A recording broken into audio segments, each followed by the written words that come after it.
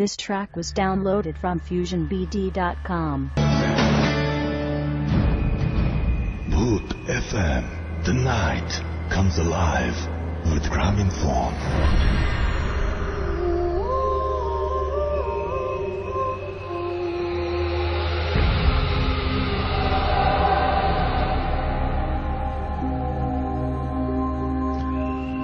Welcome back. শুনছেন সবসময় radio 48.2 FM।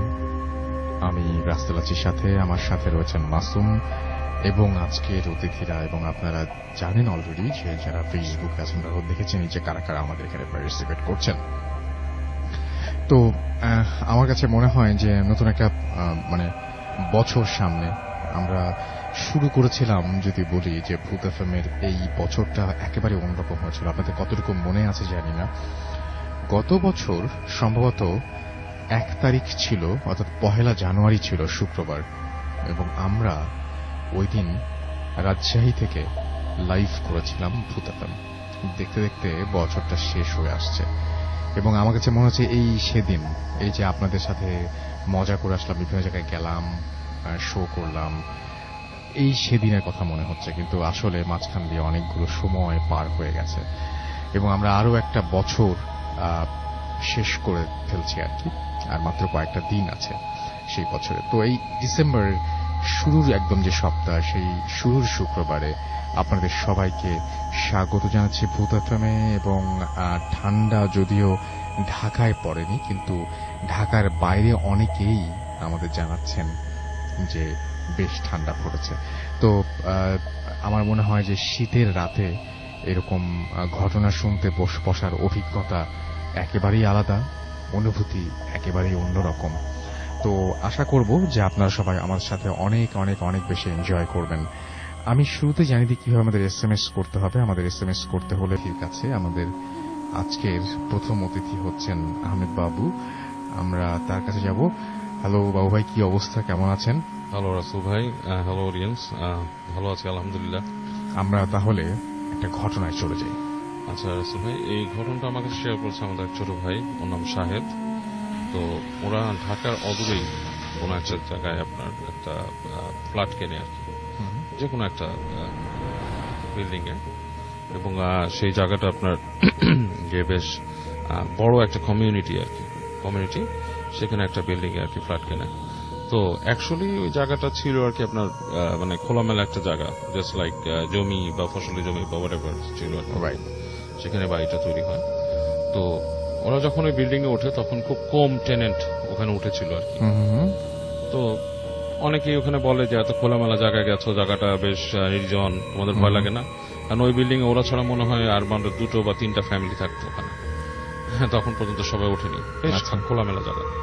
তোরা বলে ভয় কি আছে, বেশ সস্তায় চলছে এবং বেশ নিরিবিলি জায়গা, সুন্দর পরিবেশ, বাতাস আছে এই জায়গায়। যাই হোক, তো ওখানে ওঠে। তো এই ধরনের কথাবার্তা শুনে কিছুটা সে আর কি ইনফ্লুয়েন্সড হয়। আর আজকালকার টিনেজ বা যারা একটু টিনেজ ছাড়িয়ে গেছে, তারা তো বলছেন যে ভূত প্রেতের ব্যাপারে খুব একটা ভয় পায় না, বরং আগ্রহী বেশি। হ্যাঁ সত্যি, এটা খুবই একটা ভালো দিক, রাইট। তো ও যথারীতি ওখানে ওঠার পর সন্ধ্যার সময় দেখা যেত যে তার সাথে যে ফ্রেন্ডস বা যারা ছিল আমাদের এই ব্যস্ত নগরীর যে জায়গাটায় থাকতো, সেখানকার সে বন্ধুদেরকে মিস করা শুরু করে, কারণ এখানে আসতে গেলে সময় লাগে। তো সন্ধ্যার পরে 7-8টার দিকে যে সে বসে থাকতো আশেপাশে, নিচে, এদিক ওদিক। তো একদিন সন্ধ্যা এসে বসে আছে, তখন সন্ধ্যা ঠিক না, সন্ধ্যা হচ্ছে পার হয়ে গেছে অনেকক্ষণ আগে, রাত 8টা বেজে গেছে এরকম একটা সময়। তো যে জায়গাটা বসেছিল তার পেছনে হচ্ছে ওই যে কমিউনিটির সীমানা শেষ আর কি, তার কাছেই তার ডান পাশে হচ্ছে তাদের বিল্ডিংটা। তো হঠাৎ করে মনে হলো যে ওর পাশে পেছনে কেউ একজন শীষ দিচ্ছে, তো মনে করলো যে এখান থেকে আসলে লোকালিটি খুব একটা বেশি না, শীষ কে দিচ্ছে, এবং শীষের শব্দটার সাথে সাথে মনে হচ্ছে বাতাস এসে লাগতেছে পিঠে। আচ্ছা, অনুভব করতেছে। তো এক পর্যায়ে কিউরিয়াসিটি এবং আপনার কিছুটা ইরিটেশন থেকে পিছে তাকায়। তো তাকানোর পর যেটা হয়, এক দমকা বাতাস ওর গায়ে লাগে, দমকা বাতাসের মতো লাগে, বাট সে কাউকে দেখে না। আচ্ছা। এবং যখন দমকা বাতাসটা লাগে, ওর মনে হয় যে ওর কানের কাছে কেউ একটা খিলখিল হাসি দিয়ে চলে গেল। আচ্ছা। It's like a female voice, মেয়েদের মুখের হাসির মতো। এবং ওর শরীরটা বেশ ঝিম ধরে যায়, সাথে সাথে ঝিম ধরে যায়, মানে কেমন যেন একটা মানে আজব একটা অনুভূতি হয় তার, মানে শরীরটা হালকা ভেতরে কাঁপতে থাকে, মানে অ্যাজ হি ডেসক্রাইব যে শরীরের ভেতরে এমন একটা ফিলিংস হয় যে কেমন যেন শরীরটা মনে হচ্ছে বেশি অতিরিক্ত পরিশ্রম করলে যেরকম হয় সেরকম একটা। এবং ও খুব ভালো ফিল করতে থাকে না, তো ওখান থেকে উঠে আসে, উঠে হেঁটে হেঁটে আসতে থাকে এবং প্রতিটা মুহূর্তেই সে কেমন একটা ভয় অনুভব করতে থাকে। ভয়টা হচ্ছে এরকম যে কেউ তার সাথে সাথে আসছে, এরকম একটা অনুভূতি তার হতে থাকে। তো বেশ মানে আপনার ডিফারেন্সিয়েট একটা ফিলিংস নিয়ে আর কি, যে ফিলিংস নিয়ে বাইরে ছিল হাসি খুশি আর একটা উজ্জ্বল মন নিয়ে, সেটা মানে একদম চলে গেছে। এখন হাঁটতে হাঁটতে ও যখন বিল্ডিং এর যে সিঁড়িতে ঢোকে করিডোরে যায়, তখন আরো খারাপ লাগা শুরু করে ওর কাছে, মনে হয় কেউ একজন আসছে। তো লিফটে যায়, লিফটে প্রেস করে ওঠার জন্য উপরে, তো দেখা অনেক লিফট নামছে আর কি টিং টিং শব্দ করে। তো এক পর্যায়ে লিফট আসার পর দরজা খুলে, এবং ঠিক লিফটে ওঠার পর ওর যে ফিলিংসটা হয়, মনে হয় যে ওর আগে কেউ লিফটে ঢুকে গেল। আচ্ছা। এবং ও এভাবে ডিসক্রাইব করছে যে ভাইয়া আমার মনে হলো যে আসলেই লিফটে কেউ ঢুকছে, লিফটে ঢুকলে কিন্তু লিফট একটু কেঁপে ওঠে, সামথিং একজন মানুষ ঢুকলে লিফট হালকা একটু শেক করে এরকম। এবং ও লিফটে ঢুকে ওর বেশ প্রচন্ড ভয়কে গ্রাস করে। তো লিফট দরজা আটকে দিয়ে উপরে উঠে লিফটটা চলে এসে তার যে বিল্ডিং এ নামার পর সেই তার যেইখানে সে থাকে, যে ফ্ল্যাটটায়, সেখানে এসে থামে। এবং ওই ফ্লোরের নিচে এবং ওপরে কিন্তু তখনও কাজ চলছে রাসেল ভাই, পুরোটাই ফাঁকা, কোনো মানুষ নেই, ঠিক আছে। এবং ওই ফ্লোরের ওপরে নিচে থামেও না লিফট, ঠিক ওখানে থামে, ওর ইসে আসে এবং সে লিফট থেকে নেমে যেটা করে, সে করে কি হাঁটা ধরে। হাঁটতে হাঁটতে যেটা করে, তার যেদিকে যাওয়ার ডিরেকশন, মানে তার ফ্ল্যাটটা যেদিকে, সেদিক না যেয়ে না সে ডান দিকে উঠে সে উপরের সিঁড়িতে উঠে যায়। আচ্ছা। এবং উঠতে উঠতে সে বলে যে আমার আসলে কনসেন্ট্রেশনই তখন ছিল না যে আমি কি করছি। একটা সময় সে চলে যায় কি একদম টপে, আমি বিল্ডিংটা মানে সঠিক উচ্চতাটা বলবো না, অনেকে হয়তো ডিটেক্ট করে ফেলতে পারে। আচ্ছা, ঠিক আছে, মানে বেশ উঁচু বিল্ডিং, কিন্তু ঢাকা শহরে এরকম কমিউনিটি বিল্ডিং গুলো যেরকম স্ট্যান্ডার্ডে আপনারা দেখেন অনেক হয়, এরকমই একটা উঁচু বিল্ডিং। ওকে। এবং সেখানে উঠে ও দেখতে পায় যে ওই ছাদ সবসময় তালাবদ্ধ থাকে, কারণ ওদের বিকালের পরে সাধারণত বিল্ডিং এ কাউকে উঠতে দেয় না। তো যেহেতু ওই বিল্ডিংটাতে ওরা এবং আর 2-3টা ফ্যামিলি উঠেছিল, ওদের জন্য কিছু স্বাধীনতা ওই যে ওখানকার কেয়ারটেকার দিত আর কি ওঠার জন্য। তো ওদেরকে ছাদটা খোলা, তালা নেই ছাদে, এবং জিনিসটা ওর কাছে না অ্যাবনর্মাল মনে হয় না। Like the things he felt, ওই সময় এমনটা ঘুরেছিল যে this is meant to be, দরজাটা খোলাই থাকতে পারে। আচ্ছা। সে করে কি, কোনো ধরনের কোনো চিন্তা ভাবনা বা এরকম এই ধরনের কোনো চিন্তা ভাবনা তার মধ্যে কাজ করে না। আচ্ছা। সে দরজাটাকে ধাক্কা দিয়ে আস্তে করে উপরে উঠে যায়, ঢুকে বিশাল একটা ছাদ রাসেল ভাই, ওই প্যারামিটারটা হবে কত, প্রায় আপনার মানে বিশাল, ধরেন ওই জিনিসটা হয়তো আপনার সে ফর এক্সাম্পল লাইক ধরেন 10,000 স্কোয়ার ফিট বা এরকম একটা জায়গার এক একটা বিল্ডিং এর পরিধি আর কি। আচ্ছা। এরকম একটা বড় ছাদে ও যখন হাঁটতে থাকে, হাঁটতে হাঁটতে ওর কাছে কেমন একটা ঘোর লাগা অনুভূতি হয়, এবং ও হঠাৎ করে দেখে যে বিল্ডিং এ যে ওই দেয়ালের যে শেষ মাথা, যেখানে নাকি আপনার আর কি আপনার ওই যে প্যারাফিট দেয়ালগুলো থাকে, সেখানে একটা অবয়ব দাঁড়িয়ে আছে, সম্ভবত দেখে মনে হচ্ছে কোনো মেয়ের অবয়ব। আচ্ছা। মেয়েটার মনে হচ্ছে মাথা ভর্তি চুল আছে, লম্বা চুল, এবং সে ফেস করে আছে পেছন দিকে, মানে ওর দিক থেকে ফেস করা পেছন দিকে, এবং ও হেঁটে হেঁটে সামনে যায়। হেঁটে সামনে যে প্রায় যখন ধরেন 10 ফিট বা এরকম কিছু একটা দূরত্ব, এবং তখনকার সময় মেনশন করে নেই রাসেল ভাই, ওটা একটা শীতকাল ছিল, এরকম ধরেন এই যে নভেম্বর ডিসেম্বর এরকম একটা সময়, এবং ওই জায়গাগুলো তখন বেশ ঠান্ডা এবং কুয়াশা একটা ভাব। আচ্ছা। এর মধ্যে আবছাও দেখতেছে, হঠাৎ মনে হলো যে মেয়েটা ঘুরে দাঁড়ালো তার দিকে। যখন ঘুরে দাঁড়াইছে তখন সে মেয়েটার ফেসটা আর দেখে না, দেখে মানে অস্পষ্ট ফেসটা ওই জায়গাটা, এবং ওর কাছে বেশ ঝিম লেগে উঠে, ভয় পেয়ে যায়, এবং সে কি জানি মনে করে ওখান থেকে দৌড় দেয়, সে ছেড়ে একটা দৌড় দেয়। আচ্ছা। দৌড় দিয়ে সে নিচে আশ্রে নামে, সে নেমে মানে যে ফ্লোরটা তাদের সেখানে থামে, সেখান থেমে দৌড়ায় বাসায় চলে যায়। বাসার গেটে এসে ধুমধুম করে কিল মারে, ওর বাসার দরজা খুলে দেয় ওকে, এবং ওর মা ছিল বাসায় ঢুকায় কি হয়েছে জিজ্ঞেস করে অনেক কিছু। তো সে ফার্স্টে বলে না, পানি খেতে চায়, অনেক পিপাসা তৃষ্ণার্ত।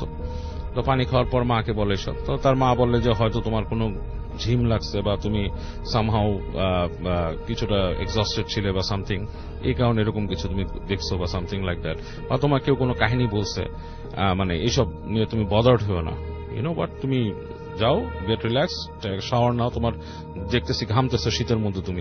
তাকে বেশ ট্রিটমেন্ট নেয় আর অনেক জায়গায় নিয়ে যায় বিভিন্ন প্রসিজারের মাধ্যমে, কিছুটা তাকে করে, কিন্তু আসলে সমস্যাটা হচ্ছে লাস্টে ওদেরকে বলে যে বাড়িটা ভাড়া দিয়ে আপনারা অন্য কোথাও চলে যান, বাসাটা সমস্যা আছে। পরে ওরা যেটা শুনতে পারে ওই বাড়ির কেয়ারটেকারের কাছে যে ওই জায়গাটায় যখন বিল্ডিং হয় এবং ওদের যে ফ্ল্যাটটার যে মালিক ছিল ফার্স্ট, সেই মালিকের মেয়ে নাকি ওই ছাদের উপর উঠে সে ছাদ থেকে লাফ দিয়ে পড়ে মারা যায়, এবং সেও নাকি ওই ছাদ খোলাই পাইছিল রাতের বেলা, লাফ দিয়ে পড়ে মারা যায়। এবং ওই বিল্ডিংটা এরকম সমস্যা ঘটে আর কি। তো ওরা ওই বিল্ডিং ছেড়ে ও পরে চলে গেছে, ও পরে ইউনিভার্সিটিতে, পাবলিক ইউনিভার্সিটিতে চান্স পায়, চান্স পাওয়ার পর পাবলিক ইউনিভার্সিটিতে পড়তে যায়। এখনো ওই বাসায় নাকি যারা থাকে তারা নাকি ওই যেই কমন ঘটনাগুলো, যে মশলা পেশার শব্দ, তারপরে যে নুপুরের আওয়াজ, এগুলো নাকি প্রায় পায় এখন। ওকে, স্টিল নাও হয়ে গেছে। Thank you so much, thank you.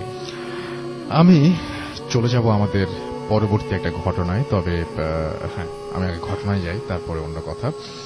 তো এই ঘটনার একটা ইমেইল আমাদের পাঠিয়েছেন আমাদেরই একজন লিসেনার, যিনি অনেক দূরে, যিনি পুনেতে থাকেন, ইন্ডিয়ার পুনে থাকেন, এবং সেখান থেকে তিনি লিখে পাঠিয়েছেন আমাদেরকে এই ঘটনাটি।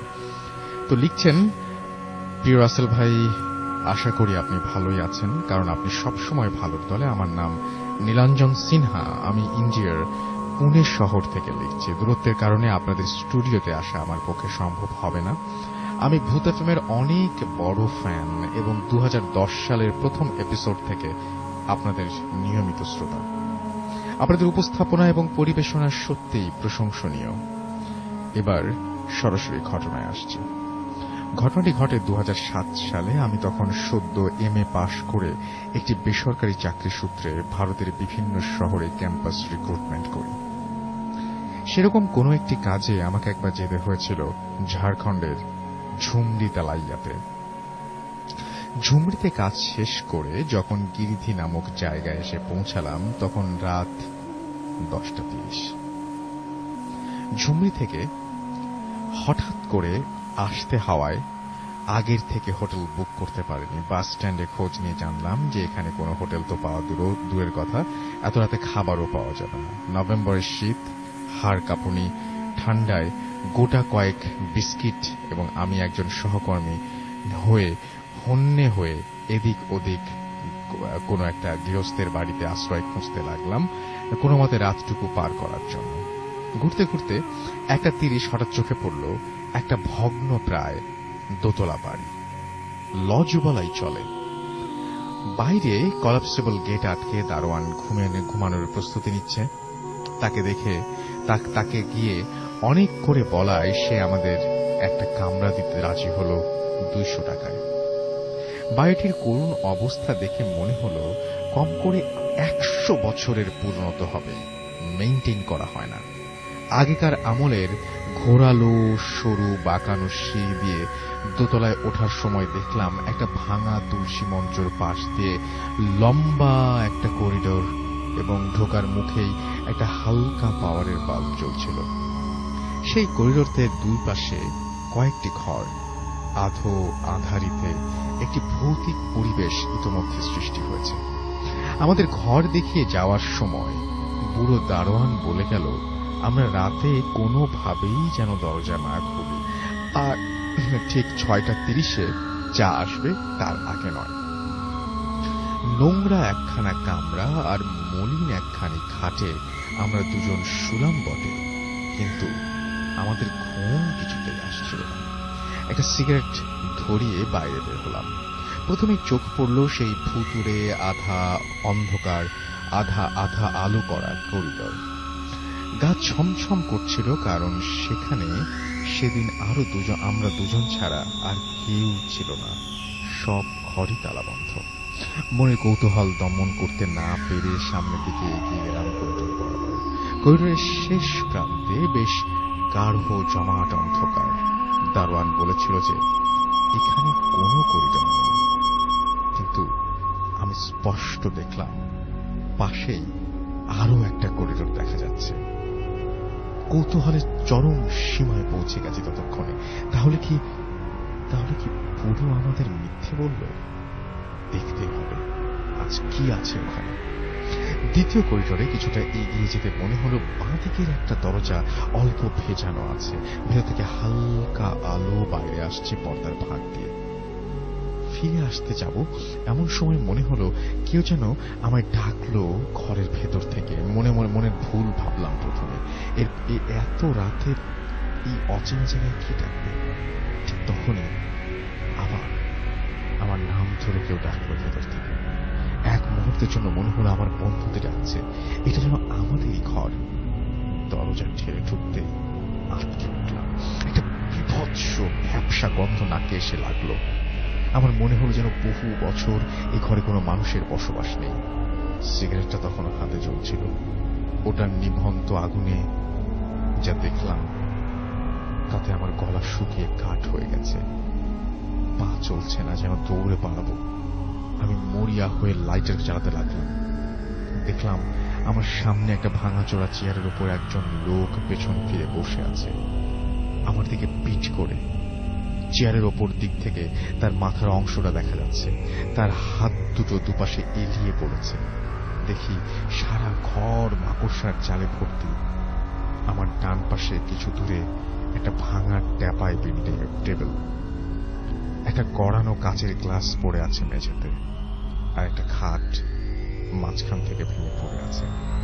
আমি মরিয়া হয়ে এক পা করে পিছু হাঁটছি, আর এই সময় হঠাৎ কিছুটার সাথে ধাক্কা লাগলো। পেছনে ফিরতে দেখি সেই পুরো দারোয়ান হাতে মোম নিয়ে দাঁড়িয়ে আছে, আমার দিকে তাকিয়ে আছে এবং বলছে, ওদের হিন্দি ভাষায় বলছে যে আপনাকে বলেছিলাম না যে কামরা থেকে বের হবেন না, আপনি এখানে কেন?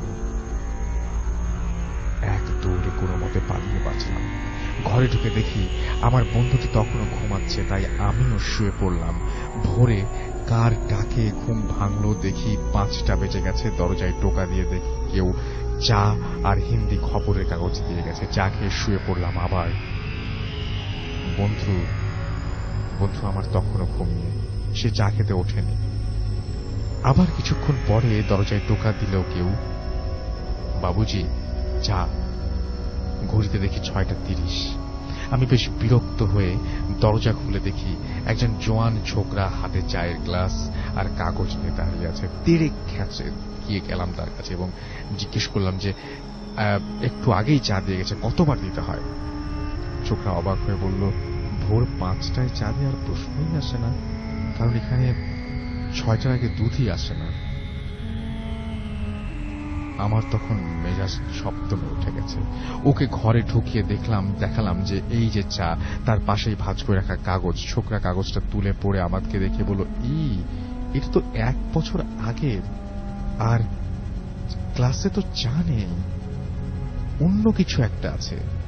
দেখি আমার বন্ধুর চায়ের গ্লাসটায় যে জিনিসটা পড়ে রয়েছে সেটা চা নয়, সবুজ রঙের কোনো একটা তরল পদার্থ। কিছুক্ষণ পরে চেক আউট করার সময় করিডোরে গিয়ে দেখি ওখানে আর দ্বিতীয় কোনো করিডোরই নেই। তাহলে গত রাতে আমি যে ঘরটিতে গিয়েছিলাম সেটা কোথায় গেল? এই প্রশ্নগুলির উত্তর আমি আজও খুঁজে পাইনি। সেদিন দুপুরের ট্রেনে কলকাতা ফেরার কথা ছিল। ফিরে এসে 5 দিন ডায়রিয়াতে মারাত্মক ভুগেছিলাম। প্রচন্ড ব্যথা ছিল, আমার মনে নেই বিভীষিকাময় সেই রাতের স্মৃতি। আমার কাছে এরকম আরো কয়েকটি সত্যি ঘটনা রয়েছে, ভালো লাগলে পড়ে শোনাবেন, উৎসাহ পেলে আবার লিখে পাঠাবো। আমরা আপনার ঘটনার অপেক্ষায় রইলাম। এবং উনি লাস্টে লিখেছেন যে ভূত এফএম এর শ্রোতা বন্ধুদের আন্তরিক শুভেচ্ছা জানাই, ভূত এফএম আরো দীর্ঘায়ু হোক, ইতি নীলাঞ্জন। নিচে তার ইন্ডিয়ার phone number. Thank you Nilanjan. এবং আমি আপনার পরবর্তী ঘটনার অপেক্ষায় রইলাম। আশা করছি যে আপনি খুব দ্রুতই সেটা পাঠাবেন। এবং অসাধারণ একটা ঘটনা। এবং একটা মানুষ, আপনি চিন্তা করে দেখুন যে আপনারা কেউ তো আজকে অবশ্যই হোটেল থেকে শুনছেন, তাই না? যে এই সময় হোটেলে আছেন, হোটেল থেকে শুনছেন তো, অথবা কোনো বাসায় বেড়াতে এসছেন, অথবা আপনি আপনার রুমের মধ্যে হঠাৎ করে ঘুম ভেঙে গেল এবং রাতের বেলায় ঘুম থেকে উঠলেন। আপনি ঘুম থেকে উঠে রুম থেকে বেরিয়ে বাইরে বের হয়েই আপনি দেখলেন যে একটা মানুষ যে কিনা চেয়ারে, যাকে কিনা উল্টা করে পিচ মোড়া করে বাঁধা আছে, এবং মানে অদ্ভুত ব্যাপার, কিন্তু ভ্যাপসা একটা গন্ধ, অনেকদিন ধরে যেন এখানে কেউ আসেনি, মানে এইরকম ব্যাপার একটা নতুন জায়গায় যদি কেউ মানে উপলব্ধি করে বা এরকম একটা ব্যাপার যদি কেউ দেখে তাহলে কেমন অনুভূতি হয় সেটা মানে একটু চিন্তা করলে মনে হয় বুঝতে পারা যায়। আমরা এই বিষয় নিয়ে আরো চিন্তা করব, এই বিষয়ে আরো কথা বলবো। আপাতত একটা ছোট্ট বিরতিতে যাব, বিরতির পরে ফিরে এসে আমরা আমাদের যে সমস্ত SMS রয়েছে এবং ইমেল এবং আরো ফেসবুকে যে সমস্ত পোস্ট নিচে আপনারা কমেন্ট করছেন সেগুলো পড়বো। আমাদের সাথে থাকুন। স্টে টিউনড রেডিও ফুর্তি and don't stop the Foorti. Bhoot FM, the night comes alive with Graminphone.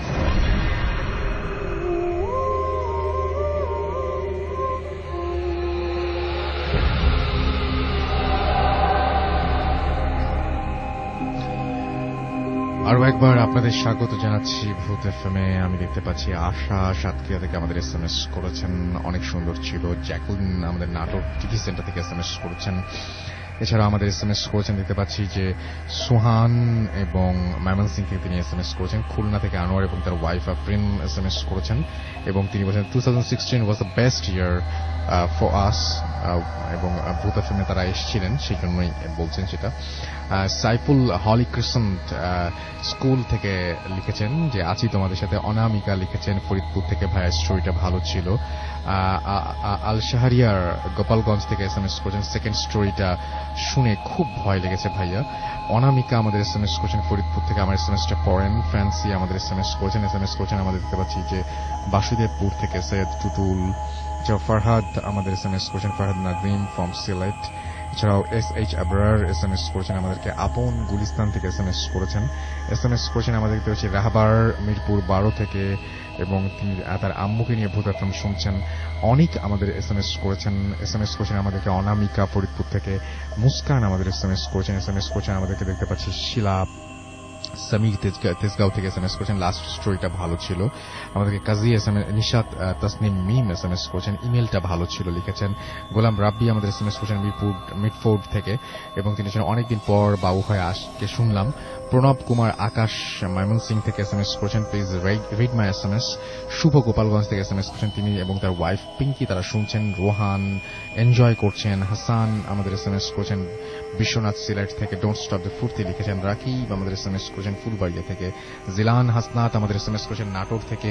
এছাড়াও সুপ্রিয় আমাদের SMS করেছেন। হিমেল পান্ডে আমাদের SMS করেছেন উত্তরা থেকে, এবং তিনি লিখেছেন যে রিল্যাক্স একটা মুডে আছেন তিনি, এবং কুল একটা ওয়েদার আর এবং ভয়ঙ্কর সব স্টোরি অসম লাগছে তার কাছে সবকিছু মিলিয়ে।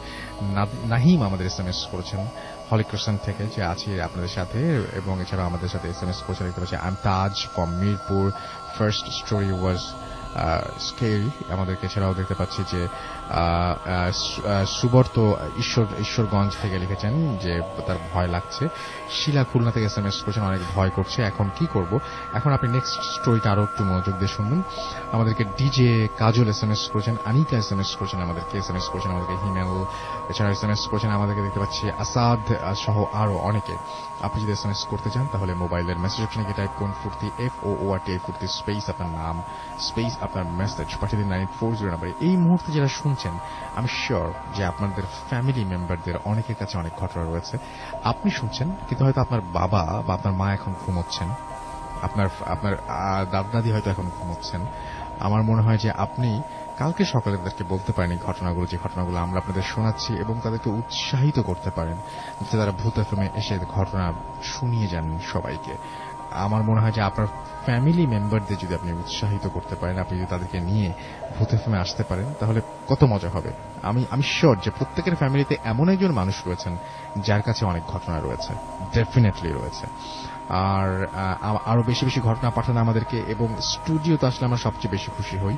সুতরাং স্টুডিওতে আসুন, এবং স্টুডিওতে আসতে হলে এবং আপনার ঘটনা পাঠাতে হলে যেটা করতে হবে, আমাদের ইমেল অ্যাড্রেসটা মনে রাখতে হবে। আমাদের ইমেল অ্যাড্রেস হচ্ছে bhootfm@radiofurti.fm, which is bhwtfm@radioFort.fm।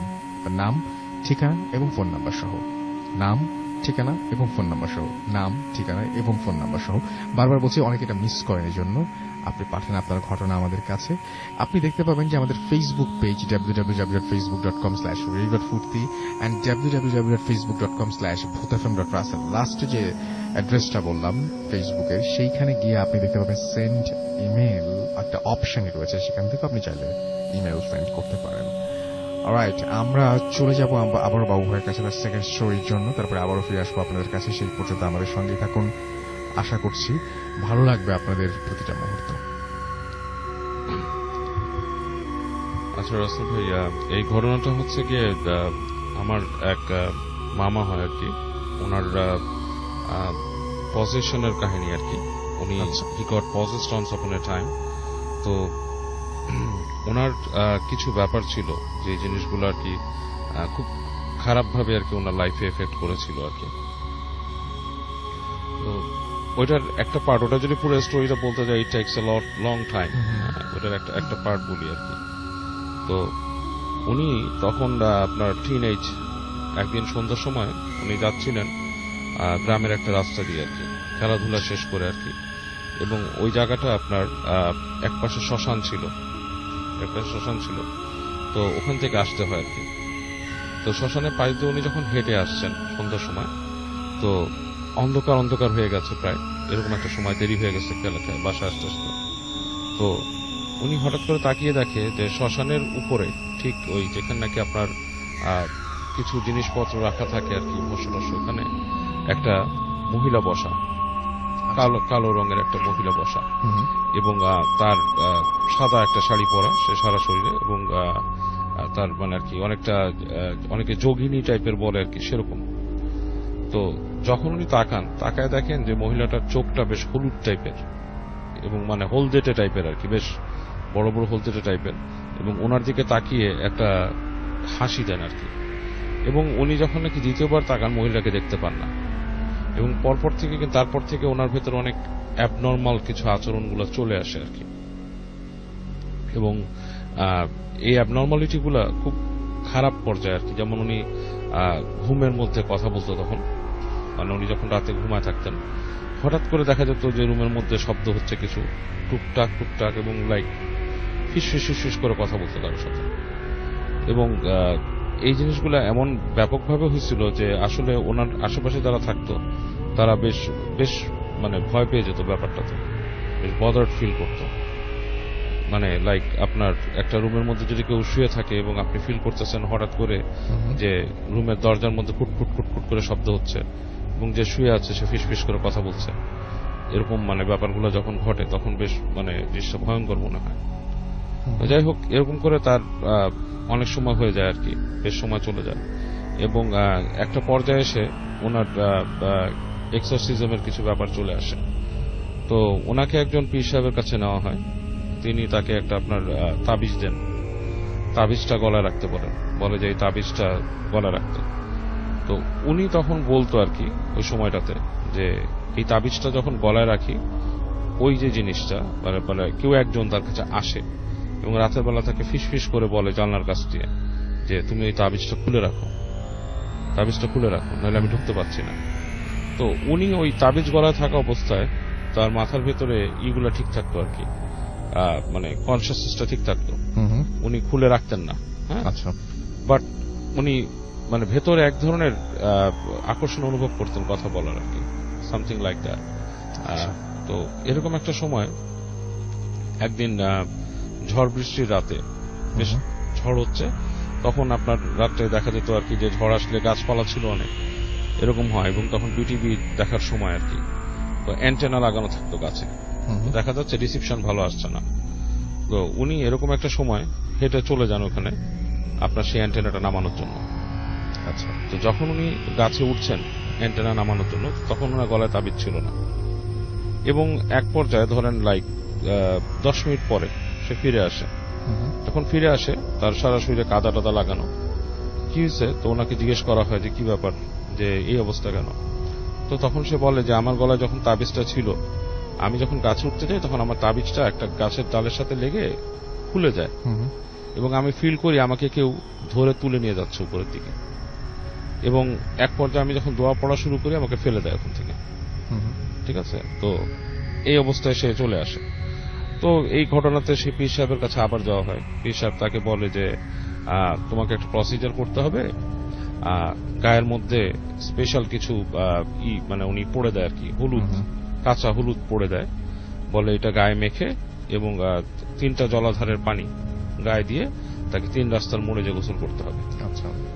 তো দেখা যাচ্ছে যে ওনাকে প্রথম দিন নিয়ে যায় এবং এই ব্যাপারটা রাসেল ভাই এমন একটা জায়গায় তাকে গোসল দেওয়ানো হয়েছে, জায়গাটা খুব পরিচিত এবং আপনি খুব ভালোভাবে চেনেন জায়গাটা। আচ্ছা, ঠিক আছে, এটা 3 রাস্তার মোড় এবং খুব কোয়াইট থাকে, মোহাম্মদপুরের একটা জায়গায়। আচ্ছা।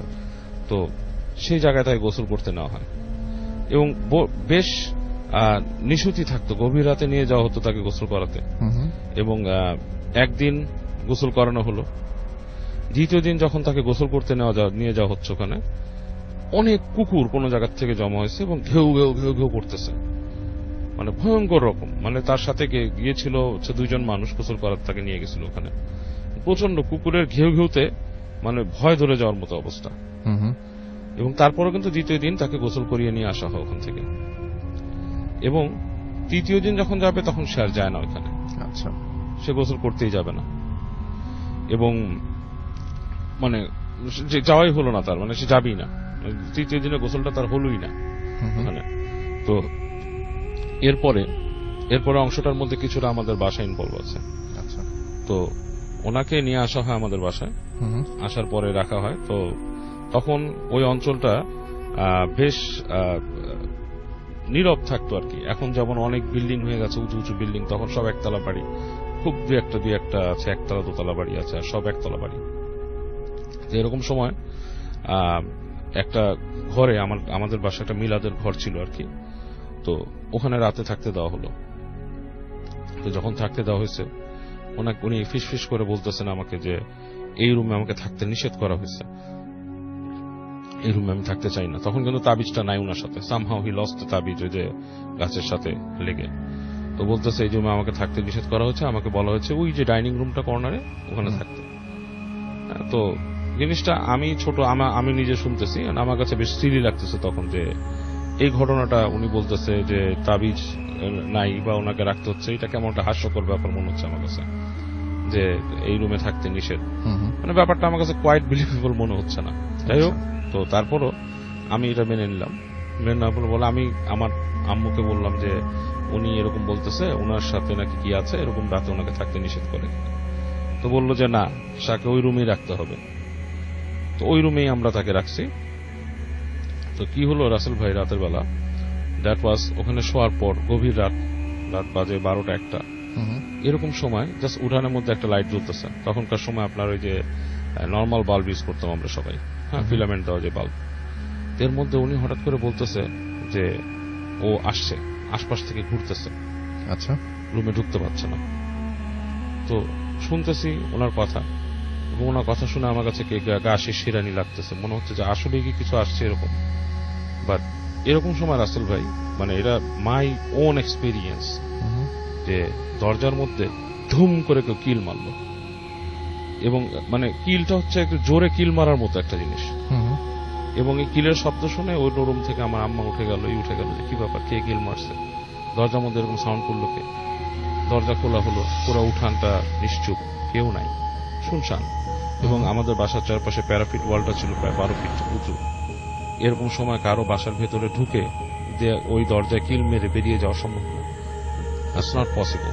ঠিক আছে, সম্ভবই ছিল না। তো খুব আশ্চর্য একটা ব্যাপার। উনি তখন আমাকে বলতেছে ও আসছিল, ও চায় না যে আমি এখানে থাকি, ও চায় যে আমি কর্নার রুমটায় থাকি, এবং এই কারণেই এরকম ব্যাপার ঘটছে।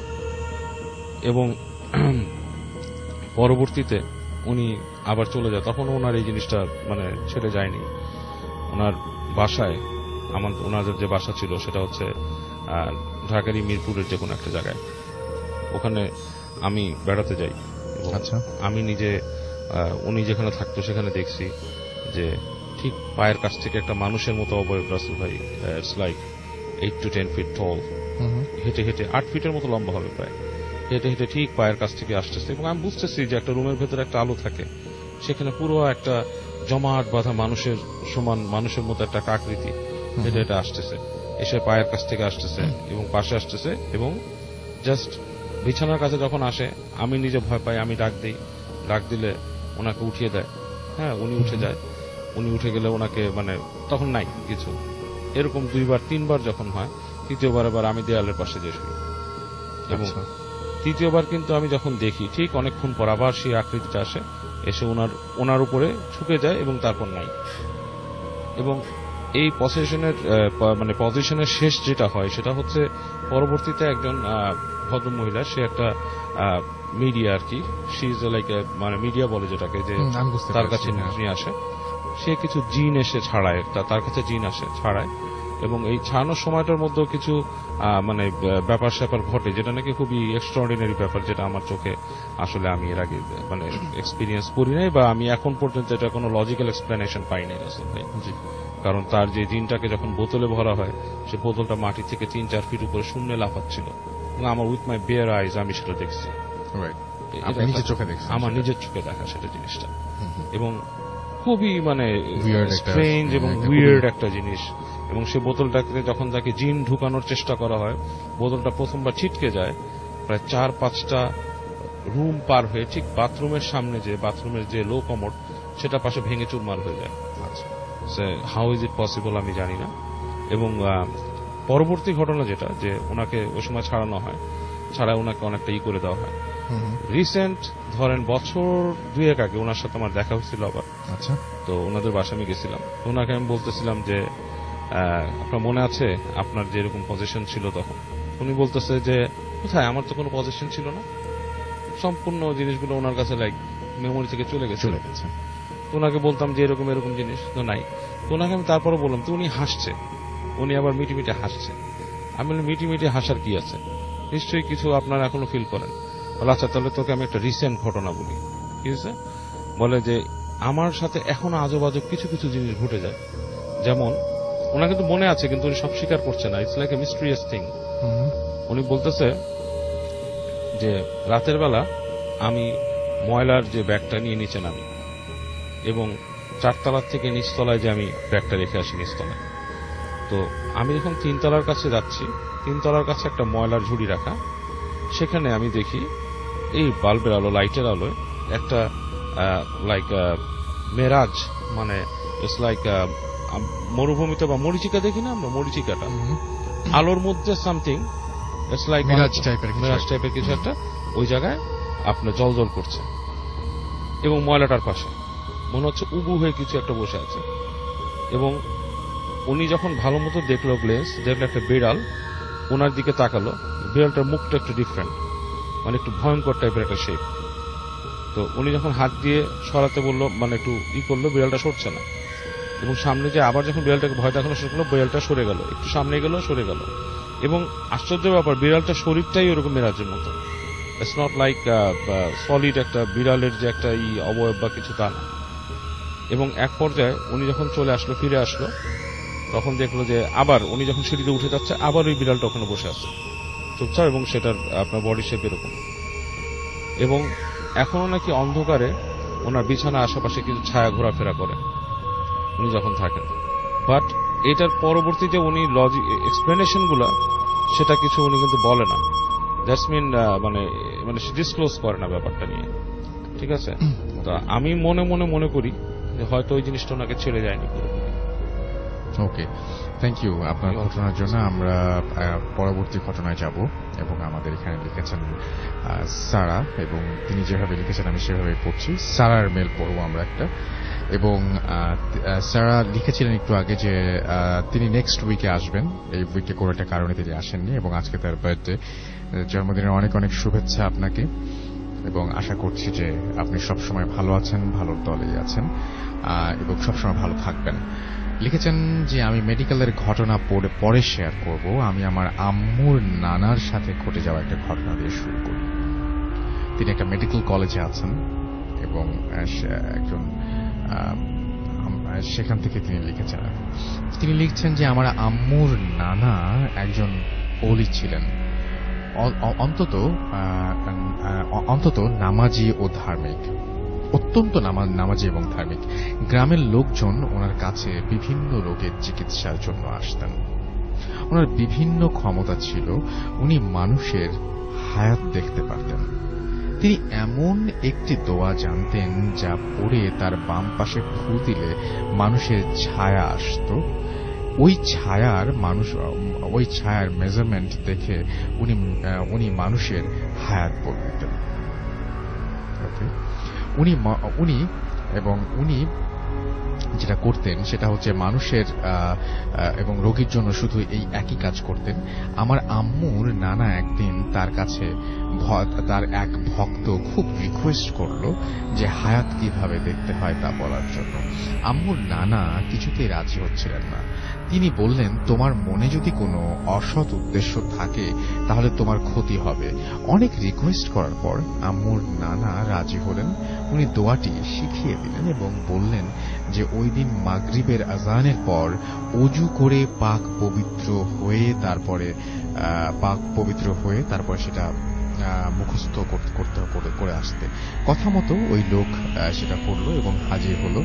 এবং যেটা হলো সেটা হচ্ছে যে এবং লিখেছেন যে আজকে একদম ক্লিয়ার শুনছি ভাই এবং ক্লিয়ারলি ভয় পাচ্ছি।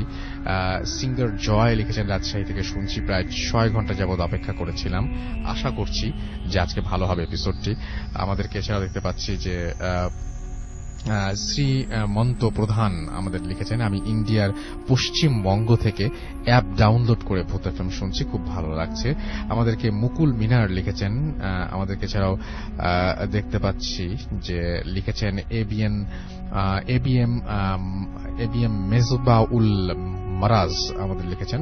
এছাড়া আমাদেরকে এসএমএস করেছেন অ্যালন। এছাড়াও আমাদের এসএমএস করেছেন মেহরাব হোসেন মুগ্ধ এবং ময়মনসিংহ মেডিকেলে বসে শুনছেন তিনি। আপনি যদি মেডিকেল স্টুডেন্ট হয়ে থাকেন তাহলে ডেফিনেটলি আমাদেরকে ঘটনা পাঠাবেন মেডিকেল কলেজের, কারণ এটার ডিম্যান্ড অনেক বেশি। আমাদেরকে রিহান জিয়া লিখেছেন নাইস স্টোরি। ইশতিয়াক অন্তর আমাদের লিখেছেন যে আমাদেরকে বাবুহের ঘটনা তার কাছে ভালো লেগেছে, সেটা তিনি লিখেছেন এখানে। এস আক্তারুল আমাদের এখানে অ্যাপের একটা স্ক্রিনশট নিয়ে তিনি আপলোড করেছেন। Thank you very much. অর্থাৎ আপনি অ্যাপ দিয়ে শুনছেন এবং ফুল ভলিউম দিয়ে, রাইট? আমাদেরকে এছাড়াও দেখতে পাচ্ছি আলম রহমান অসমাপ্ত গণিত আমাদের এখানে লিখেছেন। আমাদের এখানে লিখেছেন দেখতে পাচ্ছি ডিজে হৃদয়। এছাড়াও আমাদের এখানে দেখতে পাচ্ছি আছেন এমডি রকি। এছাড়াও আছেন হাসান রহমান, যে ফুল সাউন্ড দিয়ে শুনছেন এবং অ্যাপের ছবি আপলোড করেছেন। ডিজে সাব্বির আপলোড করেছেন অ্যাপের ছবি। এছাড়াও আমরা মানে যারা এরকম অ্যাপ দিয়ে শোনেন এবং ছবিও আপলোড করেন, আসলে থ্যাংক ইউ ভেরি মাচ ভাই। বোঝা যায় কতটুকু ভালোবাসা আপনাদের। এমডি হাবিবুল্লাহ আমাদের সাথে আছেন। আমাদের সাথে আছেন শাহাদাত হোসেন প্রিন্স। এছাড়াও আছেন আচ্ছা আমি এই টাইপের নাম আমি একটু অ্যাভয়েড করবো। Bhoot FM is a very serious program. কিন্তু জুমন আহমেদ আমাদের এসএমএস করেছেন, আমাদের এখানে লিখেছেন এবং ক্লিয়ারলি তিনি শুনছেন এবং আমাদের সঙ্গে আছেন। তন্ময় আমাদের সাথে আছেন, আমাদের সাথে রয়েছেন দেখতে পাচ্ছি এখানে সাজিল আহমেদ। এছাড়াও এস এম আকাশ আমাদের সঙ্গে রয়েছেন। এছাড়া আমাদের সঙ্গে রয়েছে দেখতে পাচ্ছি মারুফ হাসান, তামজিদ খান। এছাড়া আবিদ আমাদের সাথে রয়েছেন, সঞ্জা আহমেদ আমাদের সাথে রয়েছেন, আমাদের সাথে রয়েছেন জাবেদ সহ আরো অনেকে। আমাদের যে ফুর্তির যে পেজটি রয়েছে সেখানে দেখতে পাচ্ছি যে নাজমুল খন্দকার আমাদের এখানে পাঠিয়েছেন। আমাদের এখানে আজকে ভয়টা একটু বেশি হৃদয় গৌড় লিখেছেন। ফারহান সাদি আমাদের সাথে আছেন, আমাদের সাথে রয়েছেন সাহাদাত খান। বাহরাইন থেকে তিনি অ্যাপ দিয়ে শুনছেন, ছবি পাঠিয়েছেন। এছাড়া আমাদের সাথে দেখতে পাচ্ছি আছেন এই মুহূর্তে ফারহান সাদি অনেকগুলো আছে।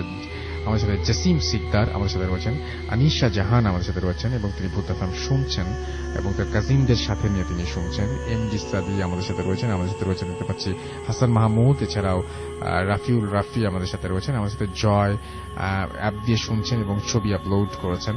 এছাড়া আমাদের সাথে আছেন দেখতে পাচ্ছি এই মুহূর্তে মিম আমাদের সাথে আছেন, অর্ণব আবিদ। এছাড়াও আমাদের সাথে রয়েছেন দেখতে পাচ্ছি আরো অনেকে। আপনি যদি থাকতে চান তাহলে চলে আসুন আমাদের পেজে www.facebook.com/radio.foodcan, www.facebook.com/bhutfm.russell। আর আমাদের ঘটনা পাঠান বেশি বেশি করে। এই উইকে আপনাদের মধ্যে থেকে কেউ না কেউ হয়তো চলে আসবেন, সুতরাং বেশি বেশি করে ঘটনা পাঠান। ঘটনা পাঠানোর অ্যাড্রেসটা হচ্ছে bhutfm@radiofurti.fm, অথবা চলে যান সরাসরি আমাদের ফেসবুক পেজে সেন্ড ইমেল যে অপশনটা রয়েছে সেখান থেকে সরাসরি পাঠিয়ে দিতে পারে আপনার ঘটনা। সো আমরা এখন যেটা করবো সেটা হচ্ছে আরো একটা বিরতি নিব এবং বিরতির পর আমরা একটা অডিও ক্লিপ শুনবো এবং আমাদের সঙ্গে সেই পর্যন্ত পুরোটা সময় আপনারা থাকবেন আশা করব। Stay tuned radio Foorti and don't stop the Foorti. Bhoot FM. The night comes alive with Graminphone.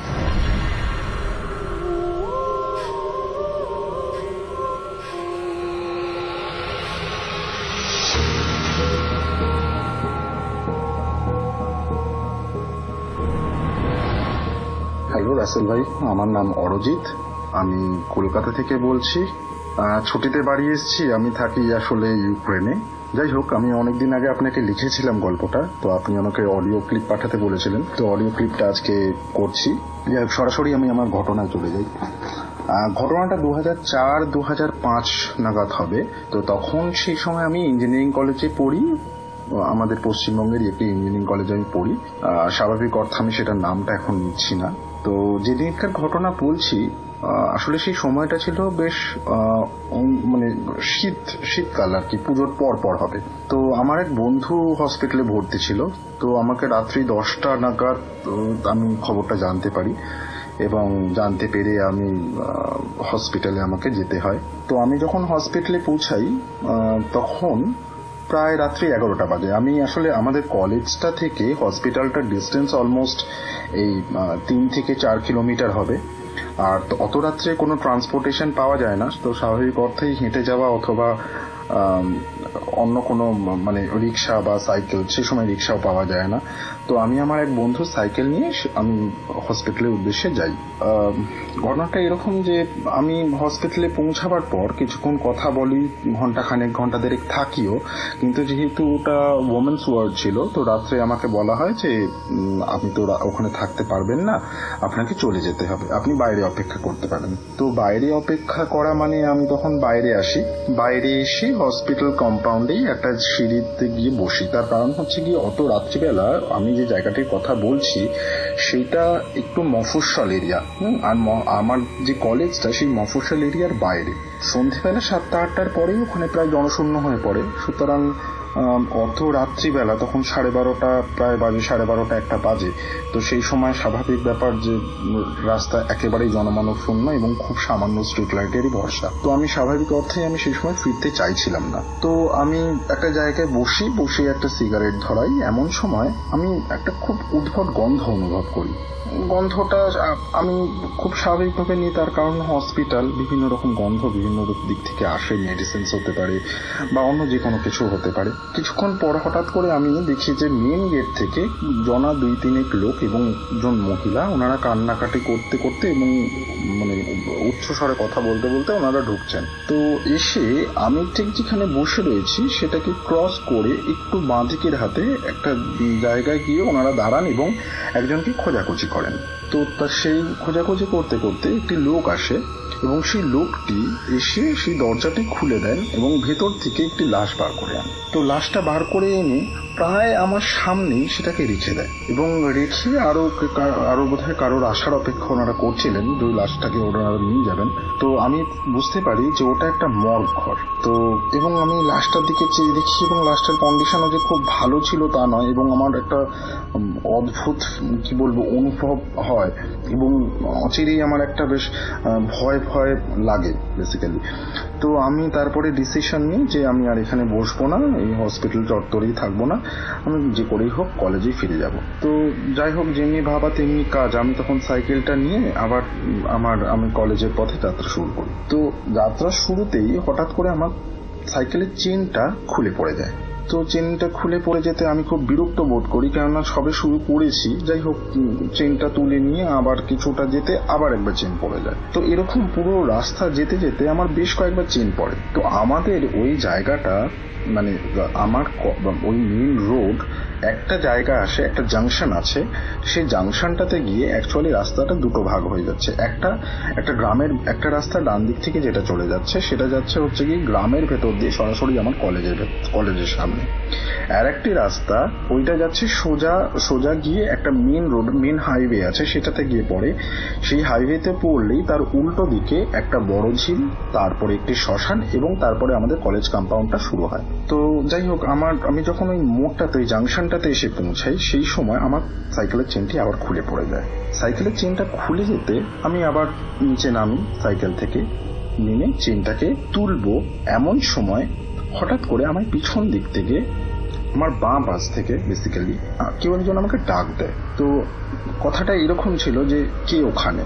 তো আমি পিছন দিকে ঘুরি, ওপরে তাকাই, ওপরে তাকিয়ে দেখি একজন লোক দাঁড়িয়ে আছেন, লুঙ্গি পরা, সাদা স্যান্ডো গেঞ্জি পরা, মাথায় একটি ওই টুপি আর কি, যে ইসলামিক টুপি হয় সেই টুপি পরে রয়েছেন। তো আমি ওনাকে বললাম আমি এরকম বি কলেজের স্টুডেন্ট। তো তারপরে আমায় জিজ্ঞেস করে এত রাত্রে এখানে কি।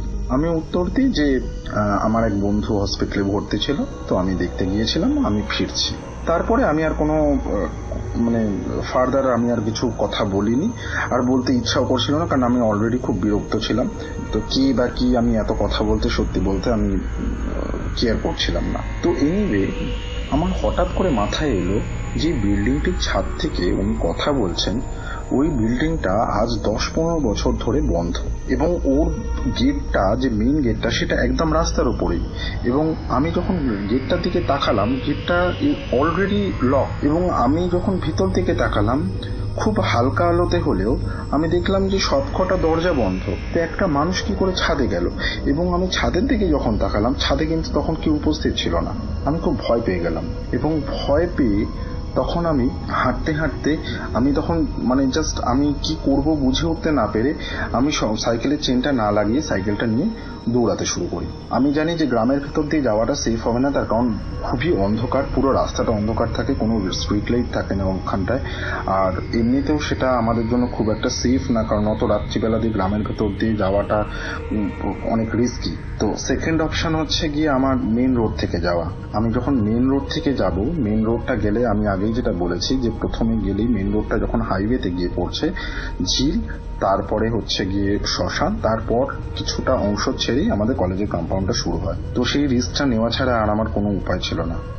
যাই হোক, সেই সময় যখন আমি যাচ্ছি, আমার কেন যেন ঘন ঘন মনে হচ্ছিল কেউ যেন ফলো করছে বা কিছু, হয়তো ওটা জাস্ট একটা প্রিটেন্ড বা ভয়ের জন্য হতে পারে, কিন্তু আমার মনে হচ্ছিল কেউ যেন ফলো করছে।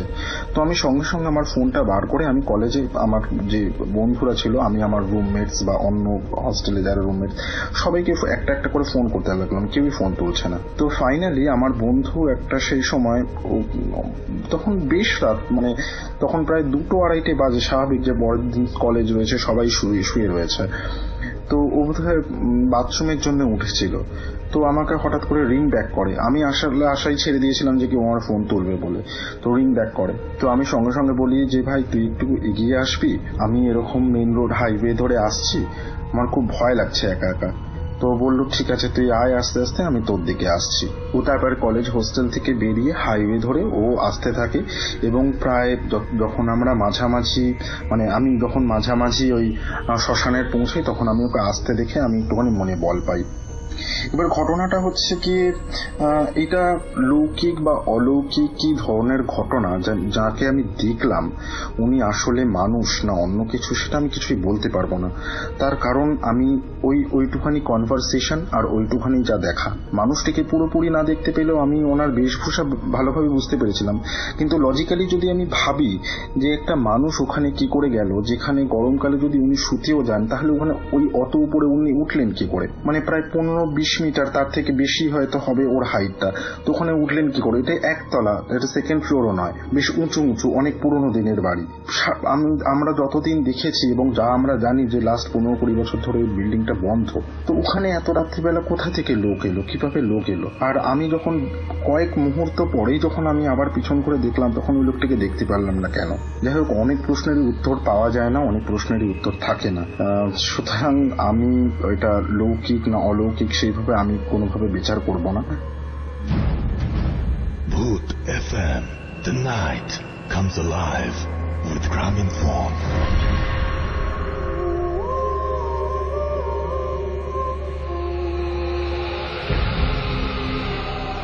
Welcome back. শুনছেন সবসময় রেডিও 48.2 FM। আমি রাস্তাল আছি, সাথে আমার সাথে রয়েছে মাসুম এবং আজকের অতিথিরা, এবং আপনাদের সবাইকে আরো একবার স্বাগত জানাচ্ছি ভূত FM এ।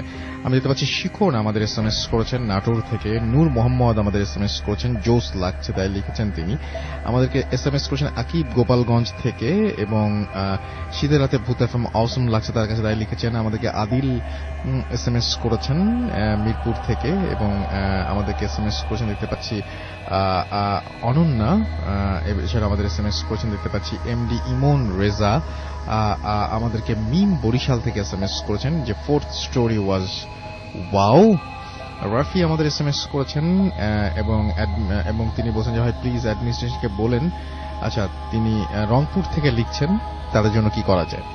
ওয়াসি আমাদের SMS করেছেন after 2 months I am back, welcome back, third story was awesome. আমাদেরকে অনামিকা ফরিদপুর থেকে SMS করেছেন এবং তিনি বলছেন স্টোরিগুলো ভালো হচ্ছে। আমাদেরকে MD আমিনুল ইসলাম লিখেছেন বেস্ট স্টোরিজ ফ্রম বরিশাল। এছাড়া আমাদের SMS করেছেন দেখতে পাচ্ছি এখানে শিহাব। এছাড়া আমাদেরকে রিমা SMS করেছেন নাটোর থেকে, তিনি অসুস্থ, প্রে করতে বলেছেন সবাইকে। এবং আমাদেরকে নীরব SMS করেছেন যে স্টোরিটা জাস্ট আউটস্ট্যান্ডিং ছিল ভাইয়া, এবং কার স্টোরিটা সেটা তো বলেনি, স্টোরিটা জাস্ট আউটস্ট্যান্ডিং ছিল বলতে গেলে কোনটা আসলে এটা মানে বোঝা আমাদের জন্য মুশকিল। কিন্তু এছাড়া আমাদেরকে কাজী নিশাত তাসনিম লিখেছেন যে সো গুড স্টোরি। আমি আপনাকেও জিজ্ঞেস করবো কোন স্টোরিটার কথা বলছেন।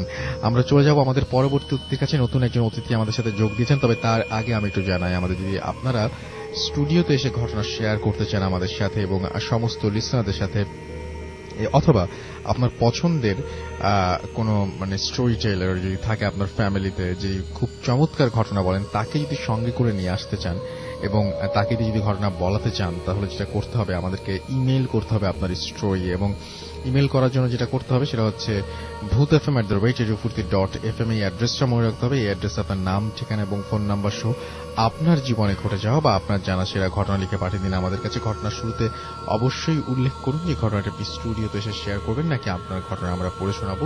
যারা দেশের বাইরে রয়েছেন তাদেরকে অবশ্যই আমি রিকোয়েস্ট করবো যে আপনার সরাসরি অডিও ক্লিপ তো পাঠাতেই পারেন, এছাড়াও আপনারা আমাদেরকে কিন্তু সরাসরি আপনারা ঘটনা লিখেও পাঠাতে পারেন।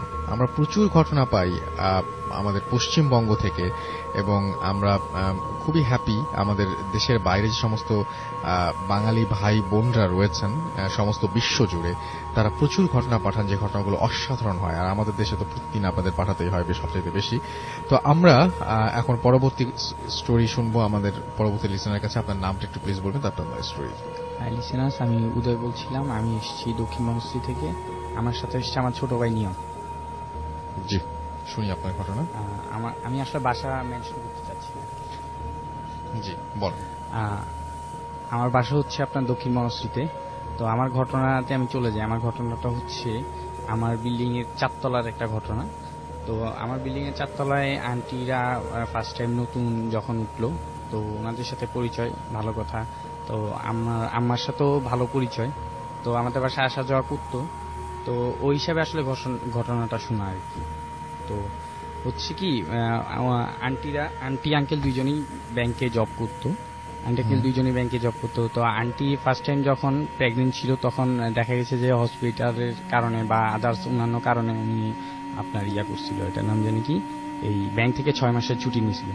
তো যাই হোক, আমাদের বিল্ডিং এ যখন উনি ছিল তখনই ওনার বাচ্চা বেবিটা হয়েছিল। তো বেবি হওয়ার পর ফার্স্ট টাইম ঘটনাটা শুরু হয়েছে এখান থেকেই, যে এটার নাম জানি কি, ওনার বেবির যখন 1.5 থেকে 2 বছর ছিল তখন ওনার বাসায় উনি একটা কাজের বুয়া রাখছিল। তো কাজের বুয়াটা দেখা গেছে যে কাজ করতে আসলে দেখা গেছে কাজ ফেলে রেখে দেখা গেছে ওনার বেবির সাথে খেলাধুলা করতো। তারপর আরো অনেক ঝামেলা ছিল। তো দেখা গেছে কাজের বুয়া এসে বাসায় যখন ঢুকতো তখন দেখা গেছে যে পায়ের মধ্যে অনেক কাদা থাকতো, যেখানে পা দিত সেখানে দেখা যায় যে কাদার মতো একটা ছাপা বসে দিত আর কি। তো যাই হোক, উনি অনেক কথাবার্তা বলে কাজের বুয়ারে যতই কাজ করাক না কেন, দেখা গেছে যে কাজের বুয়া বেবি নিয়েই সবসময় খেলাধুলা করতো আর কি। তো একদিন হঠাৎ করে উনি কাজের বুয়ার কাছে বেবিরে রেখে ওয়াশরুমে গেছে। ওয়াশরুম থেকে এসে দেখে যে বেবিটা বল, আমরা আসলে বল যেরকম ড্রপ দিয়ে উঠাই না, বেবিটা ছিল খাটের উপরে বসা ছিল। তো হঠাৎ করে চোখের পলকে দেখা যায় খাটের উপর থেকে বেবিটা নিচের দিকে ড্রপ খেয়ে আবার খাটের উপরে চলে গেছে। তো ফার্স্ট টাইম বেবিটা একটু চিৎকার করছে, পরে আবার উনি রান্নাঘর থেকে আবার আসছে, ব্যাক করে আবার আসছে। যে ড্রপ খেয়ে চলে গেল, কিছু বলেনি কাজের মানুষকে? না, কাজের মানুষ তখন কিছু বলে নাই। আর কাজের মানুষকে উনি কিছু বলেন না, উনি কিছু বলেন, উনি ভাবছে যে এটা ওনার ভ্রান্ত ধারণা আর কি, এরকম কিছু একটা ভাবছে। উনি নরমালি আবার রান্নাঘরে চলে গেছে। রান্নাঘরে চলে যাওয়ার পর হঠাৎ করে যখন আবার বেবি আসার পরে তখন উনি বলতো কি হয়েছে এগুলো বলছে। বলার পরে কাজের বুয়া বলতেছে যে আপা আমি এমনি দেখলাম মনে হচ্ছে যে ড্রপ খেয়ে আবার উপরে উঠছে। ঠিক আছে, তখন আন্টি চেক করলো, চেক করার পর দেখা যায় বেবির আপনার পিছন থেকে একটু ব্লিডিং হচ্ছে আর কি। তো আচ্ছা ঠিক আছে গেল, তখন বরাবরই উনি হসপিটালে নিয়ে গেছে, হসপিটাল নিয়ে গিয়া যা চিকিৎসা করা সেটা করাইছে আর কি। তো আচ্ছা গেল, এরপরে আপনার দেখা গেছে যে আপনার এরকম উনি যখন রাতে ঘুমাইলে দেখা গেছে যে অনেক সময় দেখা যেত যে ওনার বেবি আস্তে আস্তে টেনে নিয়ে বিছানার কাছে আসতো, হঠাৎ করে কান্নার আওয়াজ শুনে যেত আর কি। তো এটা উনি কয়েকদিন আসলে ফলো করছে, উনি এভাবে ব্যাপারটা আসলে এত সিরিয়াসলি নেয় নাই তখন ফার্স্ট টাইম। আচ্ছা গেল, তখন হঠাৎ করে আরেকদিন দেখা গেছে যে আঙ্কেলের অফ ডে ছিল, ফ্রাইডেতে অফ ডে ছিল। তারপর আঙ্কেল গেছে হলো ওয়াশরুমে। তো ওয়াশরুম থেকে আঙ্কেল গেছে ওয়াশরুমে, কিন্তু উনি দেখতেছে ওনার পাশে আঙ্কেল শুয়ে আছে আর কি। ঠিক আছে, তারপর উনি হঠাৎ করে আঙ্কেল যখন ওয়াশরুম থেকে বেরিয়ে এসে রুমে ঢুকতেছে, বলতেছে তুমি কোথায় গেছিলা? বলতেছে আমি ওয়াশরুমে গেছিলাম। তখন আঙ্কেল বলতেছে যে ওয়াশরুমে, আন্টি বলতেছে আর কি যে ওয়াশরুমে যখন গেছো তাই তার পাশে কে ছিল? তখন ওনাদের মাসে আর কি একটু বিভ্রান্তকর সৃষ্টি হয়েছে আর কি। ঠিক আছে, সৃষ্টি হওয়ার পর তখন ওনার আসলে ব্যাপারটা অত সিরিয়াস ভাবে নেয়নি। তখন বাড়িওয়ালাকে জানাইছে যে আপনার বাসায় কোনো সমস্যা আছে কিনা, এই সেইগুলো বলছে। বলার পর বাড়িওয়ালা বলছে যে না আমার বাসায় কোনো সমস্যা নেই। ঠিক আছে, আমার বাসায় এই ধরনের কোনো সমস্যা নেই, এই নেই সে নেই, এগুলো বলছে। বলার পরে ওনারা তারপরেও একটা হুজুর ডাকছিল। তো হুজুর ডাকার পরে দেখা গেছে যে হুজুরে বলছে যে বাসায় একটু প্রবলেম আছে। তারপর আন্টিরা বললো যে ঠিক আছে প্রবলেম আছে, কিন্তু আমি ব্যাপারটা সলিউশন করে দেখি থাকা যায় কিনা।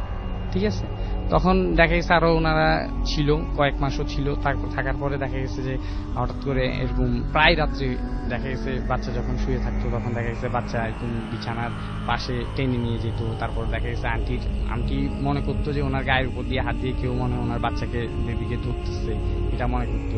তো এরকম হঠাৎ করে এরকম যখন একদিন কি হয়েছে, রাতের বেলা উনি ওই হঠাৎ করে মনে হচ্ছে যে কেউ একজন ওনার বেবিকে টানতেছে। হঠাৎ করে চিৎকার শুনেন, যখন হাতের এরকম করছে, মানে এরকম করার পরে উনি হঠাৎ করে মানে ব্যাপারটা আশ করে নেই ফার্স্ট টাইম। পরবর্তীতে দেখা গেছে যে ওনার হাতের মানে সকালবেলা উঠে ঘুম থেকে দেখা যায় হাতের উপরে একটা আঁচড়ের থাকে। তো উনি ব্যাপারটা যখন সিরিয়াস ভাবে নিছে, তখন সিরিয়াস ভাবে নেওয়ার পর উনি পরের দিন আবার একটা হুজুর আনছে। ঠিক আছে, বাড়িওয়ালা সহ হুজুর আনছে। হুজুর আনার পরে হুজুর বলতেছে যে এই বাসায় কোনো একটা সমস্যা আছে, এই সমস্যাটা হচ্ছে এই বাসার উপর দিয়ে এইটা হচ্ছে জিনদের চলাফেরার একটা রাস্তা। ঠিক আছে, এই রাস্তা দিয়ে ওরা চলাফেরা করে। এই বাসায় থাকতে হইলে এই বাসা করতে হবে, বন্ধ করতে হবে, এই করতে হবে, অনেক কিছু উনি অনেক সূরা কেরাত করছে, অনেক কিছু করছে, মিলাদ পড়াইছে, কোরআন শরীফ করছে, পড়ে টরে বন্ধ করছে। এর পরবর্তীতে দেখা গেছে আন্টিরা চলে গেছে। ধন্যবাদ আপনাকে আপনার ঘটনার জন্য। আমরা চলে যাব পরবর্তী স্টোরিতে। আমাদের কাছে একটা ইমেল রয়েছে, আমরা সেই ইমেলটা একটু পড়ব। এবং এই ইমেলটি পাঠিয়েছেন আমাদেরকে আমাদের একজন লিসেনার।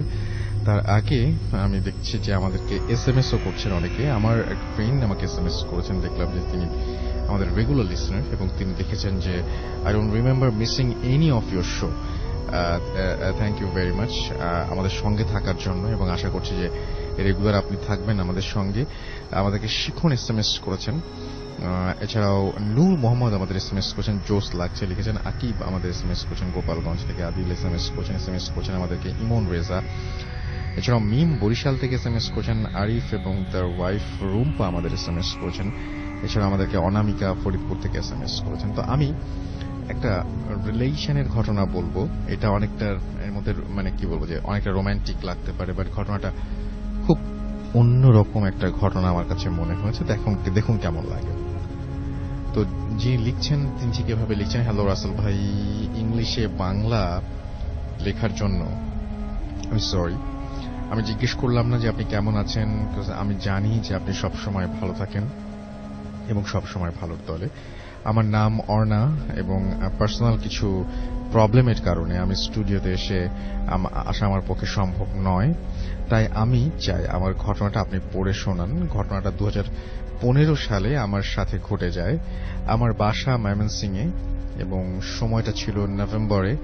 আমি একদিন ঢাকার মিরপুর 2-এ আমার ফুপুর বাসা, সেখানে বেড়াতে যাই এবং ফুপুর বাসায় আমার সেম এইজের আর কেউ ছিল না।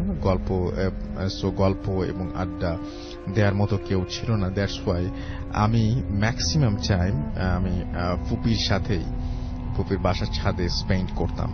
বিশেষ করে ভোরবেলা ফজরের নামাজ শেষ করে আমি ছাদে গিয়ে একা একা হাঁটাহাঁটি করতাম এবং আমার ছাদে কখনো কেউ থাকতো না। এমনি একদিন ফজরের নামাজ শেষ করে ভোরবেলা আমি ছাদে গিয়েছি এবং হঠাৎ আমি একটা ছেলেকে দেখলাম। ছেলেটা ছাদের রেলিং এর ওপর বসে থাকতো এবং সে ফোনে কিছু একটা করত।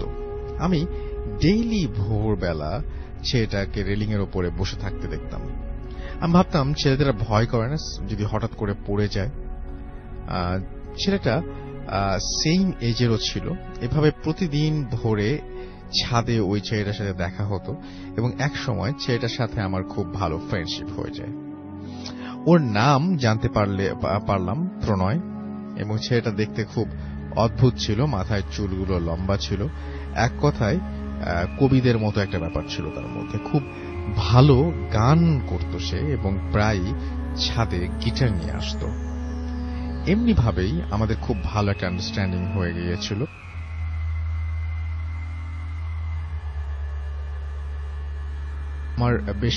আমি বেশি ইনভলভ হয়ে গিয়েছিলাম যে ওকে ছাড়া কিছু ভাবতেই পারতাম না। একটা স্ট্রেঞ্জ বিষয় ছিল যে ওকে আমি কখনো দেখিনি ভোরবেলা আমার পরে ছাদে আসতে। আমি যখনই ভোরে নামাজ শেষ করে ছাদে যেতাম তখনই দেখতাম যে ও আগে থেকেই বসে আছে। প্রণয়কে জিজ্ঞেস করলে বলতো, আমি তো সারা রাত এখানেই থাকি। আমি ওর কথা শুনে খুব হাসতাম।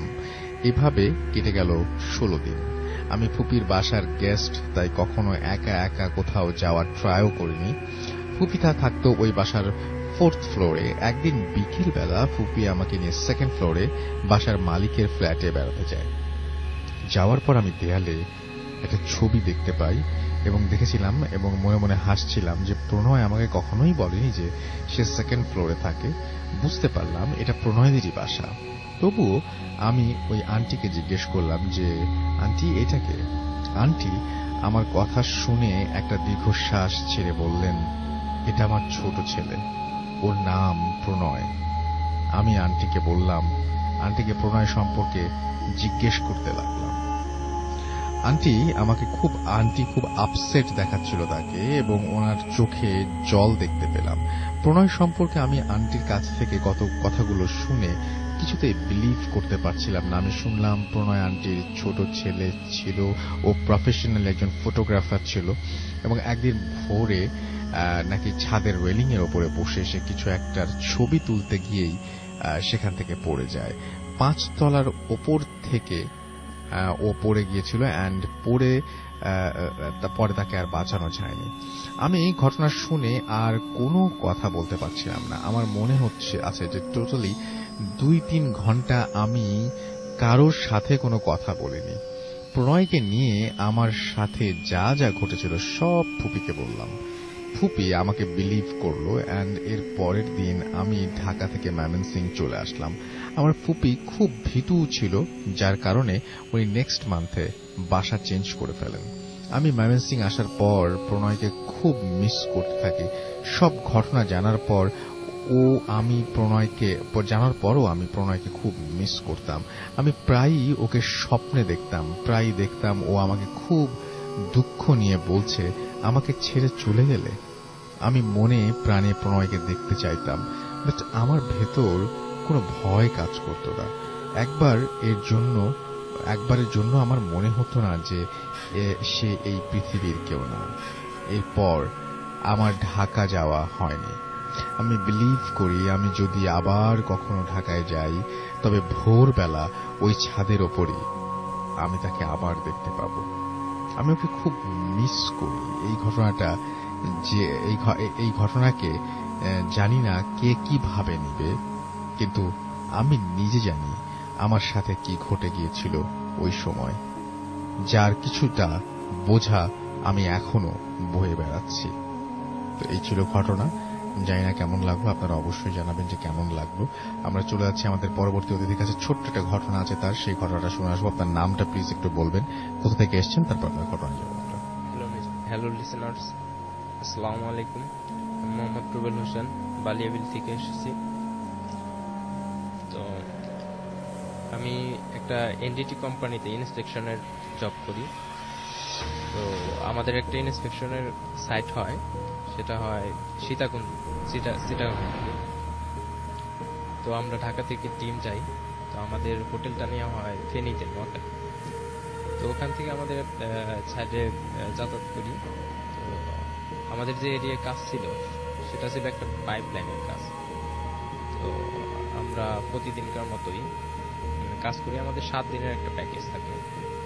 তো আমাদের যে এরিয়ায় কাজ হয়, তো জায়গাটা অনেক ফাঁকা ছিল। তো মানে চক এরিয়ায় কাজ তো সেই কাজের ভিতরে আমরা কাজ শুরু করে দিই। তো কাজ করতে করতে আমরা এক পর্যায়ে আসি। তো সেখানে একটা ভিটার মতো আমরা জানতাম না এটা কি ধরনের ভিটা বা কি। তো আমাদের উপর থেকে অর্ডার আসে যে আজকে কাজ শেষ করে আমাদেরকে ঢাকায় ব্যাক করতে হবে, এরকম একটা অর্ডার আসে। তো আমরা সে সন্ধ্যার দিকে লাইট কিনে তো আমরা নিয়মিত কাজ করতে থাকি। তো কাজ করতে এক পর্যায়ে আমরা ওই ভিটার কাছাকাছি চলে আসি। তো সেখান থেকে আমরা ওই আমাদের যে টিম ছিল, তো টিমের লোক ভাগ হয়ে যায়। কিছু লোক মানে বেশি কাজ দ্রুত শেষ করতে হবে, এজন্য আর কি টিমটা আর কি আমরা বেশি চলে আসেন। তারপরে কি হলো? আমরা আর কি ওইখান থেকে এক টিম পিছনে চলে যায়, আরেক টিম আমরা ভিটার কাছে চলে আসি। তো ভিটার কাছে চলে আসি, তো আমাদের সাথে যে কন্ট্রাক্টর লোক দেওয়া হয়, তো ওই লোকগুলা বলে ভাই আমরা অনেক রাত হয়ে গেছে, আমরা থাকতে পারবো। তো ওই লোকগুলো আমরা ছেড়ে দিই। তো ছেড়ে দেওয়ার পরে আমি আর আমার টিম লিডার জসিম ভাই তো দুইজন থাকি। তো আমার জসিম ভাই বলে যে তুমি এখানে দাঁড়াও, আমার ভিটার কোনায় ওখানে রেখে আমাকে দাঁড়া করে। সে বলে আমি একটু গাড়ির দিকে আসতেছি। আমি এখানে দাঁড়ানোর পরে সে গাড়ির ওইদিকে চলে গেল। তো আমার একটা মনের ভিতর কিউরিওসিটি লাগলো যে আমাদের কাজ আর কি পরিমাণ আছে সেটা আমি দেখে আর কি, মানে একটা দেখার একটা ইচ্ছা হলো যে আর কতগুলা জয়েন্ট আছে, যে কি পরিমাণ কাজ আছে। তো আমি সরাসরি ওই ভিটার দিকে আমার হাতে যে লাইটটা ছিল সেই লাইটটা নিয়ে আগে গেলাম। আগে যাওয়ার পরে কিছুক্ষণ পরে আমার লাইটটা আর জ্বলতেছিল না। আমার হাতে একটা ফোন আছিল, ফোন দিয়ে আমি কোন রকম ব্রাইটনেসের আলো দিয়ে সামনের দিকে আগে গেলাম। তো আগে যেয়ে দেখি যে কিছু দূর গেছি, তো হঠাৎ মাঝখানে ভিটার প্রায় মাঝামাঝিতে, তো তখন আমার হাতের ওই লাইটটা জ্বলে ওঠে। তো তখন আমি যেটা দেখলাম, তো দেখে আমার শরীর পুরো হিম হয়ে গেল। তো আমি তখন অনেক ভয়ে আমি আমার বড় ভাইকে আমি ডাকতেছিলাম। তো আমি যেটা দেখছিলাম, তো দেখি কিছু কঙ্কাল, কিছু মাথা মোটা এরকম অনেক কিছুই আর কি এখানে চতুর্দিকে আমার। তো আমি খুব ভয় পাই। আমার শরীর অনেক হিম হয়ে যায়। তো তখন আমি আমার বড় ভাইকে, টিম লিডার, ওনাকে আমি ডাকার চেষ্টা করি। তো আমি অনেক জোরে ডাকতেছিলাম, কিন্তু আমার গলা দিয়ে শব্দ বের হইতেছে, বাট শব্দটা ওনার কাছে পৌঁছাইতেছিল না। তো আমি খুব ভয়ে পিছন দিকে ঘুরে লাইটটা ধরেই সোজা একটা দৌড় দিয়ে আমি সরাসরি ভাইয়ের ওইদিকে চলে যাই, গাড়ির কাছে। তো ওইখানে চলে যায়, আমি আমার ওই টিম লিডার ওনাকে আমি বলি যে ভাই আমি তো এইগুলা দেখছি। তো সে আমার কথা বিশ্বাস করে না। তো বিশ্বাস না করে সে মানে বলল যে ঠিক আছে আমি দেখি কি। তো সে লাইট নিয়ে সে আগানোর পরে সে মানে তখন আগায়। তো তখন আর কি সে একটা জিনিস খেয়াল করলো যে তার নাকে একটা বাজে ধরনের একটা গন্ধ আসতেছে। তো তার নাকে খুব বাজে ধরনের গন্ধ আসতেছে। তো তারপরেও সে সামনে আগাইতেছে। আগে দেখলো যে যখন নাকি ভিটা মানে 200 গজ ডিস্টেন্সে ছিল সে, তো 200 গজ যখন ওই ভিটার কাছাকাছি যায় তখন সে একটা কালো রঙের একটা বিড়াল দেখে। তো বিড়াল দেখে সে লাইট ধরে।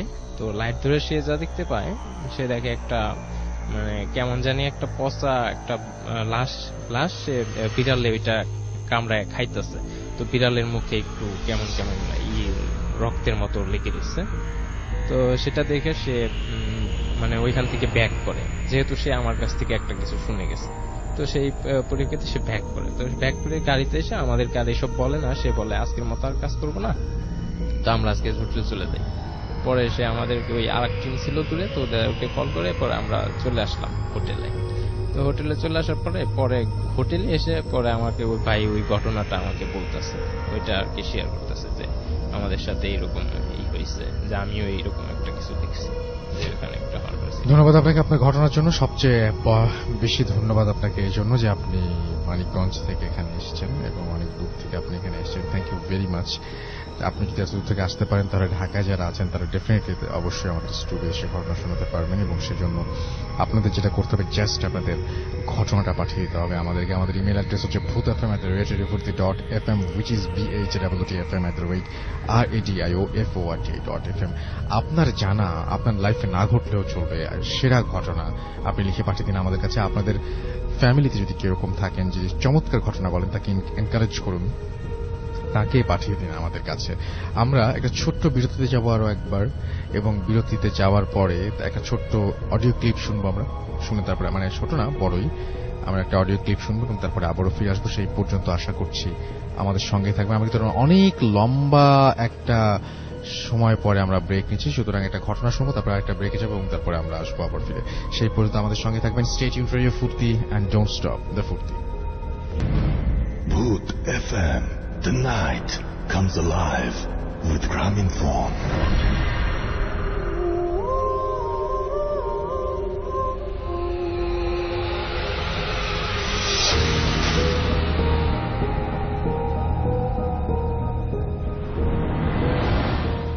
আসসালামু আলাইকুম রাসেল ভাই, আমার নাম হলো সালমান খান। আমি প্রায় গত 5 বছর থেকে নিউ ইয়র্ক সিটিতে থাকি। পেশায় আমি একজন ট্যাক্সি ড্রাইভার, আর আমি রাত্রে ট্যাক্সি ড্রাইভ করি। আমার শিফট শুরু হয় 5টা থেকে ভোর 5টা পর্যন্ত। সো বেসিক্যালি অন্যান্য দিনের মতো ওই দিন আমি আমার ট্যাক্সি নিয়ে সিটির উদ্দেশ্যে রওনা দিলাম, ম্যানহাটন সিটি, আসলে যেখানে অনেক বিজি একটা সিটি, আপনারা হয়তো জেনে থাকবেন। তো ওই দিন অন্যান্য দিনের মতো আমি একটা কাস্টমার পিক আপ করলাম ম্যানহাটন সিটি থেকে। তো ওই কাস্টমার ডেস্টিনেশন ছিল ব্রুকলিন, যেটা ম্যানহাটন থেকে প্রায় 32 মাইলস। ওকে ফাইন, আমি কাস্টমারটা নিলাম। তখন আসলে যখন আমি কাস্টমারটা নিলাম তখন বাজে আসলে রাত্র প্রায় 12:10 আই থিঙ্ক। তো ওই কাস্টমার ডেস্টিনেশনে যাইতে যাইতে আমার সময় লাগছে এখানে আরো 40 minute. So almost 12:40 I think, maybe 12:50, almost 1 o'clock আমি ব্রুকলিন পৌঁছাই ওই যাত্রী নিয়ে। যাক, আমি ওই যাত্রী ড্রপ অফ করে অন্যান্য সময়ের মতো আমি সিটিতে ব্যাক করতেছিলাম। আসলে আমি যে ব্রুকলিন গেলাম ম্যানহাটন সিটি থেকে, আমি আসলে জীবনে ওই রাস্তা দিয়ে যাই নাই। আর আমি জিপিএস ইউজ করছিলাম, তো খুবই রাস্তাটা আমার কাছে কেমন যেন একটা স্ট্রেঞ্জ লাগছিল, মানে আঁকা বাঁকা রাস্তা, খুবই মানে পার্কের মানে জঙ্গল, অনেকটা জঙ্গলের ভিতর দিয়ে, দুই পাশে পাহাড়, তারপরে বড় বড় গাছ। আসলে যারা নিউ ইয়র্কে থাকে তারা জানে বেসিক্যালি দিনের বেলা এইসব রাস্তাগুলো অনেক সুন্দর, বাট রাত্রে এইসব রাস্তাগুলো খুবই স্ক্যারি। যাই হোক, আমি ড্রপ আপ করে আমার আবার ওই রাস্তা দিয়ে ব্যাক করতেছিলাম সিটিতে। তো হঠাৎ করে আমি যখন ওইখান থেকে প্রায় 5 থেকে 10 মিনিট ড্রাইভ করার পরে আসলে ওইদিকে কোনো ঘর বাড়ি নাই, শুধু আমি দেখতেছি লাইক 2-3টা গাড়ি মানে ওই দিক অপোজিট সাইড থেকে যাইতেছে আর কি। তো আমি দেখলাম একটা প্রায় 70 থেকে 80 বছরের একটা বুড়ি, মানে একজন বৃদ্ধ মহিলা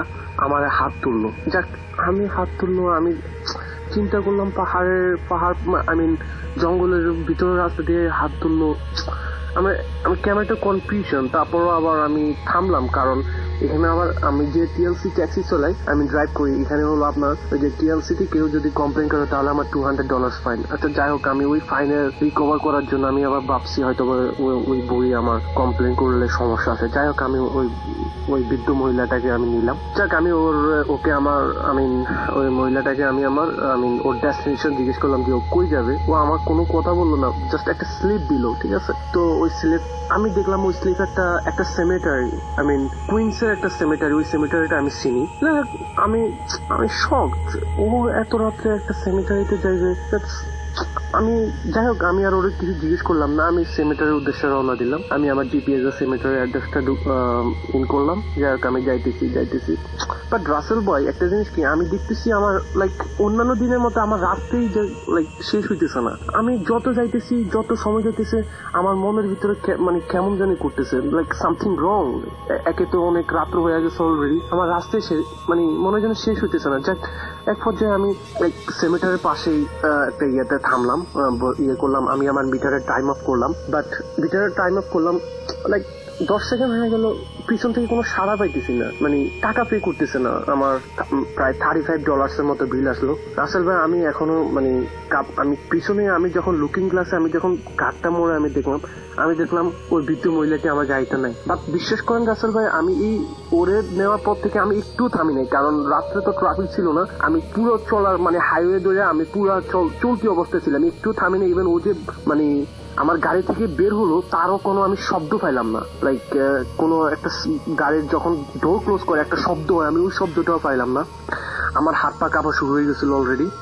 আমি কি করব, একে তো একটা সেমেটারি, আমি তার পাশেই দেখতেছি একটা খ্রিস্টানরা একটা চার্চ আর কি, ওইখানে আমি দেখতেছি বাতি জ্বলতেছে। আমি ডিসমিস না পাই আমার ট্যাক্সি ওইখানে রাইখা আমি ওই যে চার্চে আমি একটা দৌড় দিলাম। আমি ওইখানে যাই, আমি ওইখানে চার্চের যে ফাদার ছিল, আমি সব আমি এখনো বুঝিয়ে বললাম যে এই ঘটনা আমার সাথে কি আমি জানি না। ও পরে কি করব, আমি আসলে এখনো শেখ করতেছি। ওই ঘটনার কথা মনে পড়লে আমার স্টিল এখনো আমার গায়ের লোম দাঁড়ায় যায়। আমি ওদেরকে আমার সিচুয়েশনটা বুঝা বলছি। পরে ওইখান থেকে চার্চের থেকে একটা ওদের যে টেক কেয়ার করে যে চার্চটা, আমি আসলে কি করব বুঝতে পারতেছি না। পরে চার্চ আসলে বুঝতে পারছিল, যে ফাদার ছিল ও আমারে বলছে যে আসলে তোমার গাড়িতে যে বসছিল ও আসলে কোনো বৃদ্ধ মহিলা ছিল না, ও আসলে ছিল দ্যাট ওয়াজ সামথিং এলস। যখন আমি বুঝছি যে আসলে এটা কি ছিল, আমি জীবনেও কল্পনা করি না রাসেল ভাই আসলে নিউ ইয়র্ক সিটির মতো এমন একটা শহরে এরকম কিছু একটা করতে পারে আমার সাথে। যাই হোক রাসেল ভাই, পরে ওই চার্চ থেকে আমাকে একটা টেক কেয়ার ওই কোনো একটা লোক আমারে পাঠায়, আমার বাড়ির উদ্দেশ্যে আমারে সেফ প্লেসে আমারে পৌঁছাই দিছিল। বাট আমি জানি না আসলে কি হয়েছিল ওই দিন আমার সাথে। আমি আজও আমার ওই দিনকার ওই দিনের কথা মনে পড়লে আমি ঘুমাইতে পারি না, কি হয়েছিল আমার সাথে।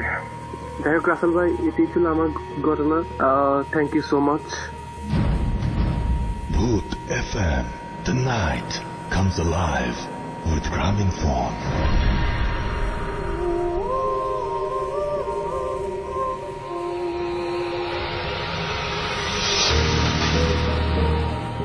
Welcome back. শুনছেন সবসময় ভিডিও ফুটের .FM। আমি রাস্তেল আছি সাথে, এবং আমি দেখতে পাচ্ছি যে অনেকেই আমাদের SMS করছেন। আমি আরো একবার বলে দিই, আমাদের যদি SMS করতে চান তাহলে মোবাইলের মেসেজ অপশনে গিয়ে টাইপ করুন ফুর্তি, FORT, ফুর্তি স্পেস আপনার নাম স্পেস আপনার মেসেজ পাঠিয়ে দিন 9840 নাম্বারে।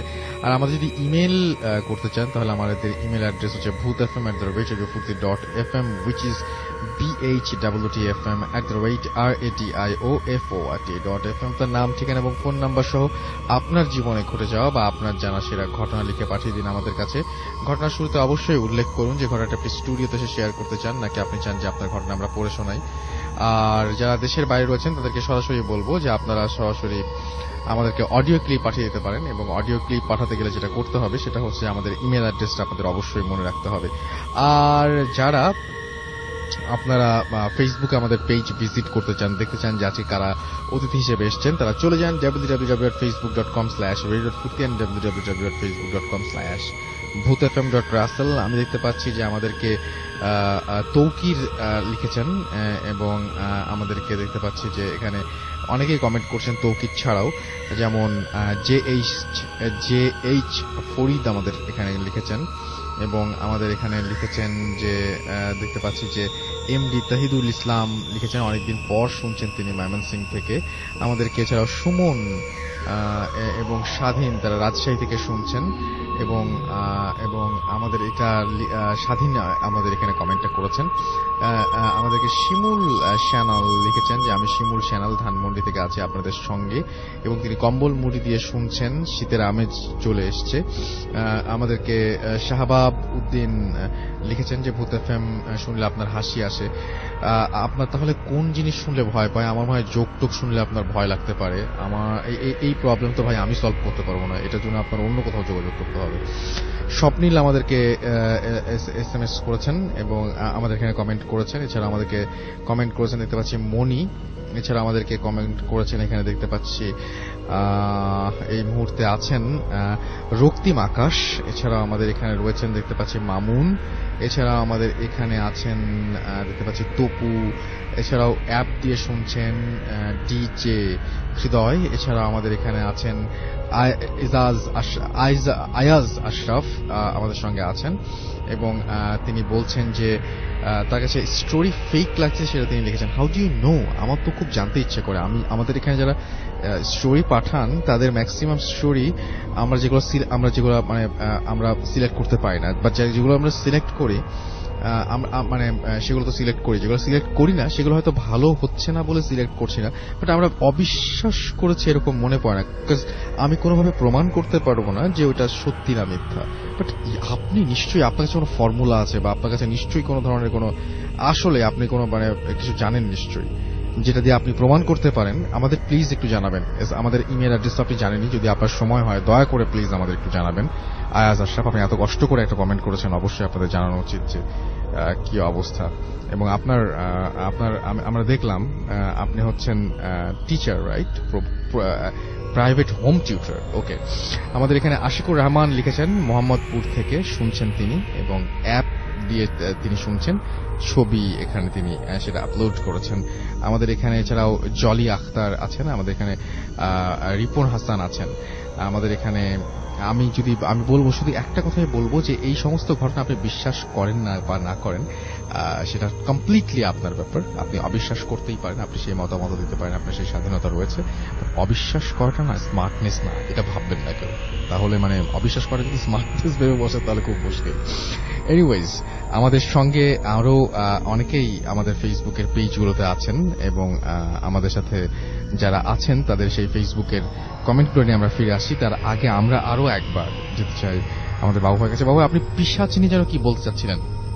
বলতে চাচ্ছিলাম রাসেল ভাই, পিশাচ নিয়ে যে জিনিসটা দিয়ে মানুষ বেশিরভাগ টাইমই মানুষ এফেক্টেড হয় বা যে জিনিসগুলো দেখে মানুষ ভয় পায়, তার বেশিরভাগই হচ্ছে পিশাচের ব্যাপার স্যাপার। আসলে বিশ্বাস অবিশ্বাসের কথাটা এখানে আছেই। যদি বিশ্বাস করে তাহলে করলো, না করলো যার যার পার্সোনাল ব্যাপার, বিশ্বাস অবিশ্বাসের কিছু নয়। বাট একটা ছোট্ট কথা বলতে চাই রাসেল ভাই এখানে, যে নিতান্তই একজন অবিশ্বাসী মানুষ যে ভূত বা এরকম অতি প্রাকৃতিক কিছুতে ভয় পায় না, তাকেও যদি অন্ধকার রুমে বা এমন কিছু জায়গা আছে যেখানে নাকি আর কি খুব নীরব বা যে জায়গাটার মধ্যে লোক সমাগম নেই বা পরিবেশে, সে কিন্তু প্রচন্ড ভয় পায়।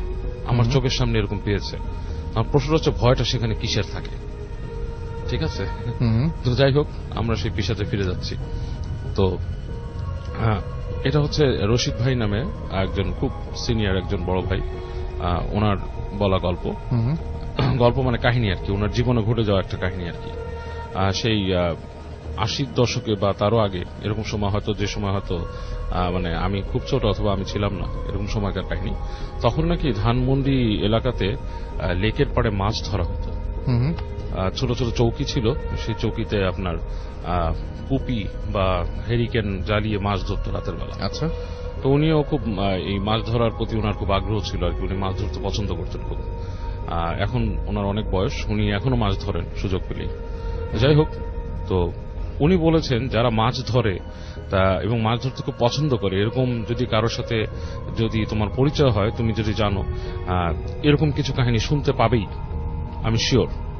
তাদের কারো কাছ থেকে তুমি শুনে নিও। তা আমি আরো দু একজনের কাছে শুনেছি, বাট আমি আজকে রশিদ ভাইয়ের কাহিনীটাই বলছি। আচ্ছা, রশিদ ভাই মাছ ধরতেন, বেশ গভীর রাত পর্যন্ত মাছ ধরতেন রাসেল ভাই। এবং তখন ধানমন্ডি রাত 8টার পরেই বেশ নিশুতি হয়ে যেত, বেশ নীরব হয়ে যেত।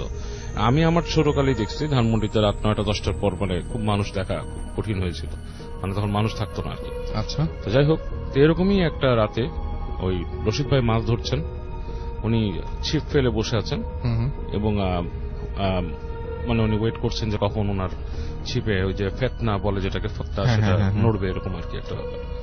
তো উনি হঠাৎ খেয়াল করলো ওনার ফেতনা নড়ছে এবং সম্ভবত সেখানে কোনো মাছ হয়তো আসছে।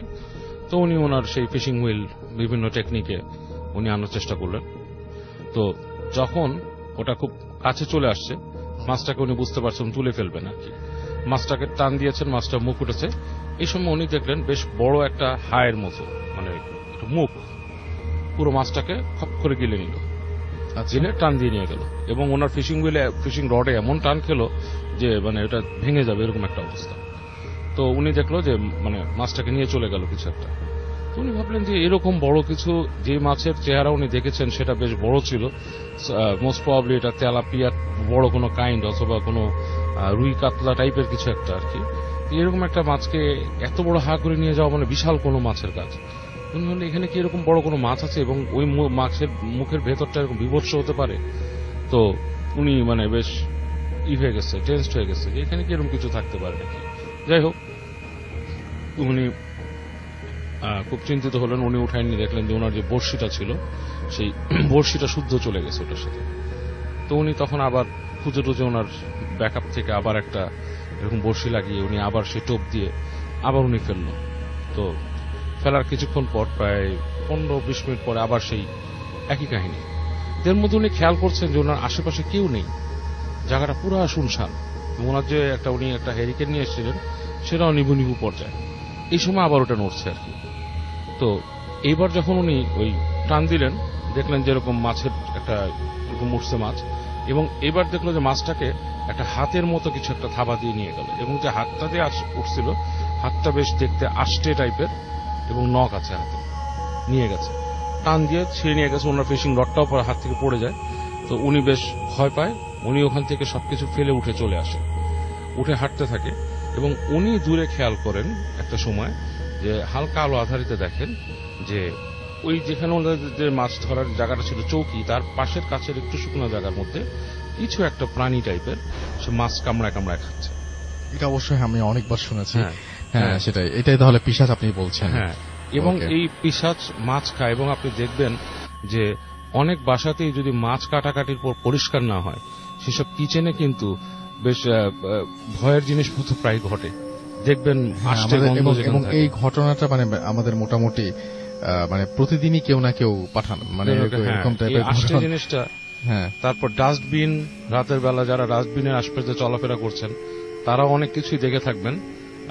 অনেকেই অনেক কিছু এক্সপিরিয়েন্স করেছেন। এখন যদি মানে যারা শুনছেন হয়তো তারা অনেকে এক্সপিরিয়েন্স করেছেন এবং আমরা রিকোয়েস্ট করবো যে সেই সমস্ত ঘটনাগুলো যদি আপনাদের থাকে তাহলে ডেফিনেটলি আপনারা সেগুলো আমাদের পাঠিয়ে দিবেন। এবং আমাদের অ্যাড্রেসটা হচ্ছে bhutfm@radio40.fm, which is BHWTFM@radioFORTI.fm। আপনার নাম, ঠিকানা এবং ফোন নাম্বার সহ আপনার জীবনে ঘটে যাওয়া সেরা ঘটনাগুলো লিখে পাঠিয়ে দিন আমাদের কাছে। ঘটনার শুরুতে অবশ্যই উল্লেখ করুন যে ঘটনাটি আপনি স্টুডিওতে এসে শেয়ার করতে চান নাকি আপনি চান আপনার ঘটনা আমরা পড়ে শোনাই।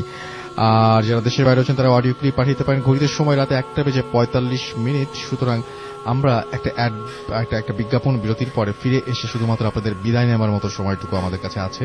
সুতরাং ঘটনা আর নাই।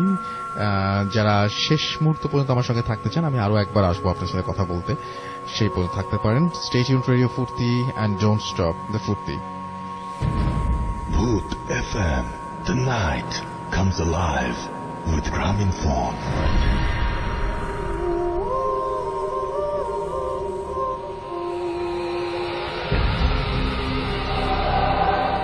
যারা এখনো আমার সঙ্গে রয়েছেন তাদেরকে অনেক অনেক অনেক অনেক ধন্যবাদ এবং তাদেরকে আমি সারপ্রাইজ দিতে চাই। সেটা হচ্ছে আমাদের এখন যারা আছেন আমাদের সঙ্গে তাদের SMS করে।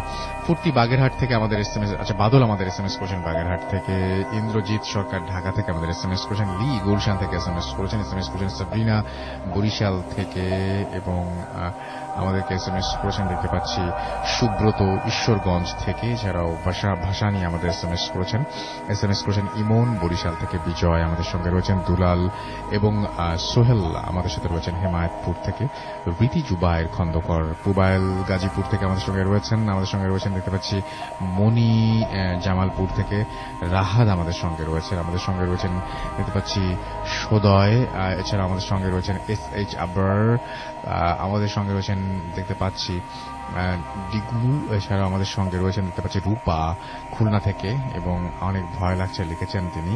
এছাড়া আমাদের সঙ্গে রয়েছেন মশিউর রহমান তুষার, এবং ফার্স্ট, এবং তিনি বলছেন যে তিনি এবং আমি আর নূর শুনছি ফার্স্ট এন্ড থার্ড ঘটনাটা ভালো লেগেছে, ফার্স্ট এবং থার্ড ঘটনাটা ভালো লেগেছে। অলরাইট, আমাদের সাথে রয়েছেন দেখতে পাচ্ছি, এছাড়াও রফিক উত্তরা থেকে আমাদের সঙ্গে আছেন দেখতে পাচ্ছি, তিমাত পুলিশ লাইন থেকে, এছাড়া আমাদের সঙ্গে রয়েছেন দেখতে পাচ্ছি সামি, এবং আমাদের সঙ্গে দিহান আছেন মাইলস্টোন থেকে, ইমরান খান আমাদের সঙ্গে রয়েছেন নাসিদ আবরার সহ আরো অনেকে আমাদের সঙ্গে আছেন দেখতে পাচ্ছি।